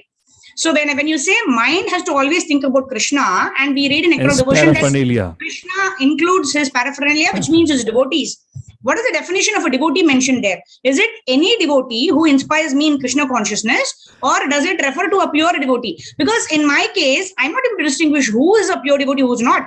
But I know who inspires me in Krishna consciousness. So when I aspire to take the association of such a devotee, who inspires me in Krishna consciousness, irrespective of the level of status or whatever may be the level or the hierarchy of the particular devotee, does that mean that I'm thinking of Krishna? Because that person inspires me in Krishna consciousness. There is no other... if inspiration from a devotee means you're getting inspired in your Krishna consciousness. Correct. Correct. That's all matters. If in particular Sangha, you're getting inspired in Krishna consciousness, that's a favorable Sangha for you. Now, when it comes to association of particular, because you're making two very distinctive points here, for that, there is a fifth verse. Krishneti yasya giritam manasadriyet adhikshasi chit praniti bhischa bhajantam misham sushrusya bhajan vijnanam nindadishunya hridam ipsita sangalabdhya. NOI text number 5. So the aspiration should be for that association, nindadishunya hridam, whose heart is free from any kind of fault finding, who has been categorized in that verse as Uttamadhikari. Okay. Now, in our day-to-day practical life, again, going back to this point, there are all different categories of devotees. We are not here to judge who is pure devotee, who is not pure devotee, or whatnot. If some devotees are inspiring us, we find them doing well and they inspire us, So where is the problem here? What's the question here? If they're inspiring us, they're inspiring us towards Krishna See, consciousness. they are inspiring us towards Krishna consciousness. All okay, Prabhu. My question is, because I'm not able to understand whether it is completely spiritual or is there a material element attached to it. So how do we understand that? Because that person or whoever is the devotee or is inspiring me in Krishna consciousness for sure. But because in my mind, even if there is a material factor into it, as long as that person is inspiring us to Krishna consciousness, it's all perfect, na? Okay, fine. Then it's fine. How does it matter to think so much? There is a material attachment, spiritual attachment, whatever attachment te lene gaya.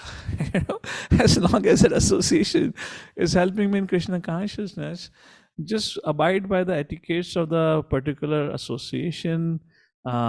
Just understands the sensibility of the relationship. Keep moving forward, and please understand, the very first thing to understand, we cannot comprehend everything.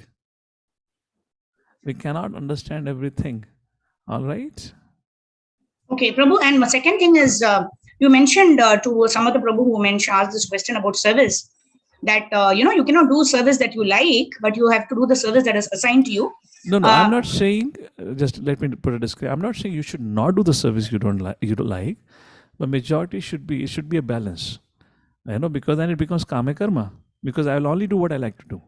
There should be a balance. There's something what is told to us to do. I do it because that becomes sacrifice. Because what I like to do becomes sense enjoyment. There should be. But Krishna says, right? And even I've heard in Radhanath Maharaj lectures also that, if Krishna sees that you're enjoying performing devotional service to him, then he is more happy, right? So, like for example, I'm telling you, right? One example, what I'm giving you, Prabhu. See, generally in the temple, at least in Radhagiri, Prabhu, I'm asking a very serious question, Prabhu. Okay. So, for example, in Radha Giridhari Mandir, there are several opportunities to do seva. For example, there is opportunity to do deity kitchen services, right, where you prepare boga. There are opportunities to do Harinam Sankirtan. There is opportunity to to make new people come who with the chanting beads. Correct. So many services are there, right? So and all of these services are offered by the temple president, right, who is my Siksha Guru, right? So he's made available these services. So can I pick and choose the service that I like, right? Because all of them are given in a platter to me. You do what you like, right? It is not that he's told me you do this, cooking for the deities. Question to be asked: why I have not been? Let me ask the question. Not been told to do this service? Why I have been offered in a platter? Choose any service. Okay. That question should be asked. Fine. So I have asked that question. I have asked that question already. So let me ask you. Answer would not be there. No. So first, answer would be no. Whatever you like, you choose. And if the answer is there, which means the person knows this person cannot do what I want this person to do. Therefore, I'm putting a platter in front of this person. Say, you do whatever you want. Choose from it. This becomes a regulated sense gratification. But is it not devotional service, Prabhu? So when I have an opportunity, see, there are two things to it. One is interest. I am not denying it. I am not denying it. One is, Prabhu, I have not completed my question, Prabhu. See, one is about interest and the other is about the skill set, right? I know that I'm not a very good cook, right? There may be hundreds of other Matajis who might do a better offering of boga to the deities. So that why should I land up there? Of a guru.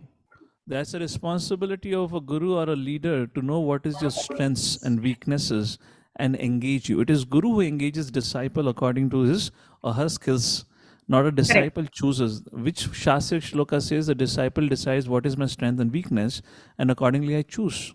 It has only happened in Kali Yuga. All credit goes to Kali Yuga candidates. Okay, fine. So when I asked Kamalochan Prabhu, he's a temple president, right? He told me, these are all the services you can do. Then I asked Prabhu this, that Prabhu, I'm not good in cooking. I cook very basic stuff at home also, and you need to prepare certain number of items in the temple. Fine. So he told me, you preach. Fine. You take the chanting badge, you get the people, whoever is coming, you make them chant, etc., etc. So in this way, right, when I have communicated to my temple president my weaknesses in terms of my skills. This is bhakti. This is bhakti. Whatever service I'm doing is under the... okay, fine. That is what I want to do. Okay. No. One more thing. Right? You said You said, why is it that, your guru is not assigning a particular service? Why is he giving you in a platter? Right? No, So, I was not how do we making that understand point. that? I was not making that point for you. This is generally the way now leaders deal with. Because we are not at that situation of surrender where we can accept whatever comes. And when we would be at that situation, we would be told, do this. And if you're not in that situation, then we are told, okay, Prabhu, you choose whatever you're comfortable. Now, because we are a big community, so it is not directly may refer to you also that you lack surrender. It is just because, this is the way the particular leader is dealing with every congregation, and when the relationships, your relationship develops with that leadership and you understand, the level of surrender, then particularly may help tell you, okay, no, I want you to do this because I know your strength and now I know your level of submissiveness also. So that may happen gradually. That's all fine. That's all fine. Okay. So you're saying that, as the relationship between the guru and the disciple advances, the guru will know what kind of service the disciple can do properly. In the initial stages, when the relationship is not yet established, the guru actually gives the platter. Is that what you're trying to say? Is that right? This is what happens. Exploration. You do this, and we'll figure it out. Otherwise, what? Paramatma is telling everything about every individual. This is what is weakness and strength. He engages, you're supposed to be engaged. I mean, I'm speaking from the Gurukul perspective. You are engaged in every different services. In a community also, when you're raising a community, a devotee is engaged in different services just to see, test the water, where this person, which particular, where he can be most comfortable. And then you say, okay, Prabhu, now this is what I want you to do. This is how it generally happens. This is the way it works out. So can there be a situation that in the first 2-3 occasions when the platter is offered? There can be infinite situations in the infinite mindset of Mother Medhavani, which is unlimited. And the situations will go on permutation and combinations of unlimited. So I don't know how many permutation. Final question, Prabhu. Okay, final question. Okay, so can there be a situation that when I'm given in this platter, right? So I always choose the service which I think I can do best. I always choose that service and I do well, right? And my Shiksha Guru tells me, oh, you've done the service very well. Continue to do. So I don't get the opportunity to any other service. I do this, I excel, I do this, I like it, I do it. My Guru is also satisfied. So I'm very happy about it. So, I'm not getting the opportunity to do any services, but I'm still doing the service I like. But I'm actually pleasing my Guru also, Shiksha Guru, or whoever is giving me the service. So is that perfection? Or should I necessarily need to explore other services and do just because I'm attracted to the service also materially? Something I like to do. I feel like calling Kamal Lochan Prabhu for the conversation and to clarify this answer for you because no. Let him answer this question for you. No, Prabhuji, it's not about Kamal Lochan Prabhu. It is not about Kamal Lochan Prabhu. There are many Shiksha Gurus. Answer is correct. Vaikuntapati Prabhu, go ahead. Prabhuji. Yeah. Haribol. Welcome, Prabhu. Thank you. No, I'm giving a relief to Madan. Okay, one more question. Am I committing Vaishnava Aparadh by causing this kind of discomfort? Because you're saying you're providing relief to Madan Sundar Prabhu. So am I causing Vaishnava Aparadh? That's my other question to you first. It is in lighter vein, that's all. It is in lighter vein. Madan, no, Prabhu. Because my understanding is I don't understand subtle things. Very grossly. I did not offend Madan Sundar Prabhu, right? Like Madan Sundar Prabhu said, earlier, whoever comes, everybody is encouraged to do service. Till the time a person's preferences and person's abilities are identified and the leader gets convinced of that. It's not necessary that everything has to be communicated. There are many things which the leaders see. Madan Sundar Prabhu is there. He's a leader. He knows it. He sees many things. He sees many of his people working under him. He makes his own judgment. And according to that judgment, they allow the people working in the congregation or the temple to do certain things. There are instances where some people, they insist that they will do only this Thai service, not any of the other they will not do. So, okay, allow them to do it till the time they reach a stage where they say, okay, I'm also willing to do something. So till the time they give. It doesn't mean that, and in the eyes of Krishna, all services are equal. So it doesn't matter what service you are doing. As long as you're doing the service and as long as the purpose is getting served, that is what matters. Am I right, Madan Sundar Prabhu? Perfect. Thank you. Yes, Mother. Thank you so much. I thought you muted me that I don't ask any more questions. Prabhu, But you're last one. co-host, right? Oh, no, I'm not. Oh, okay.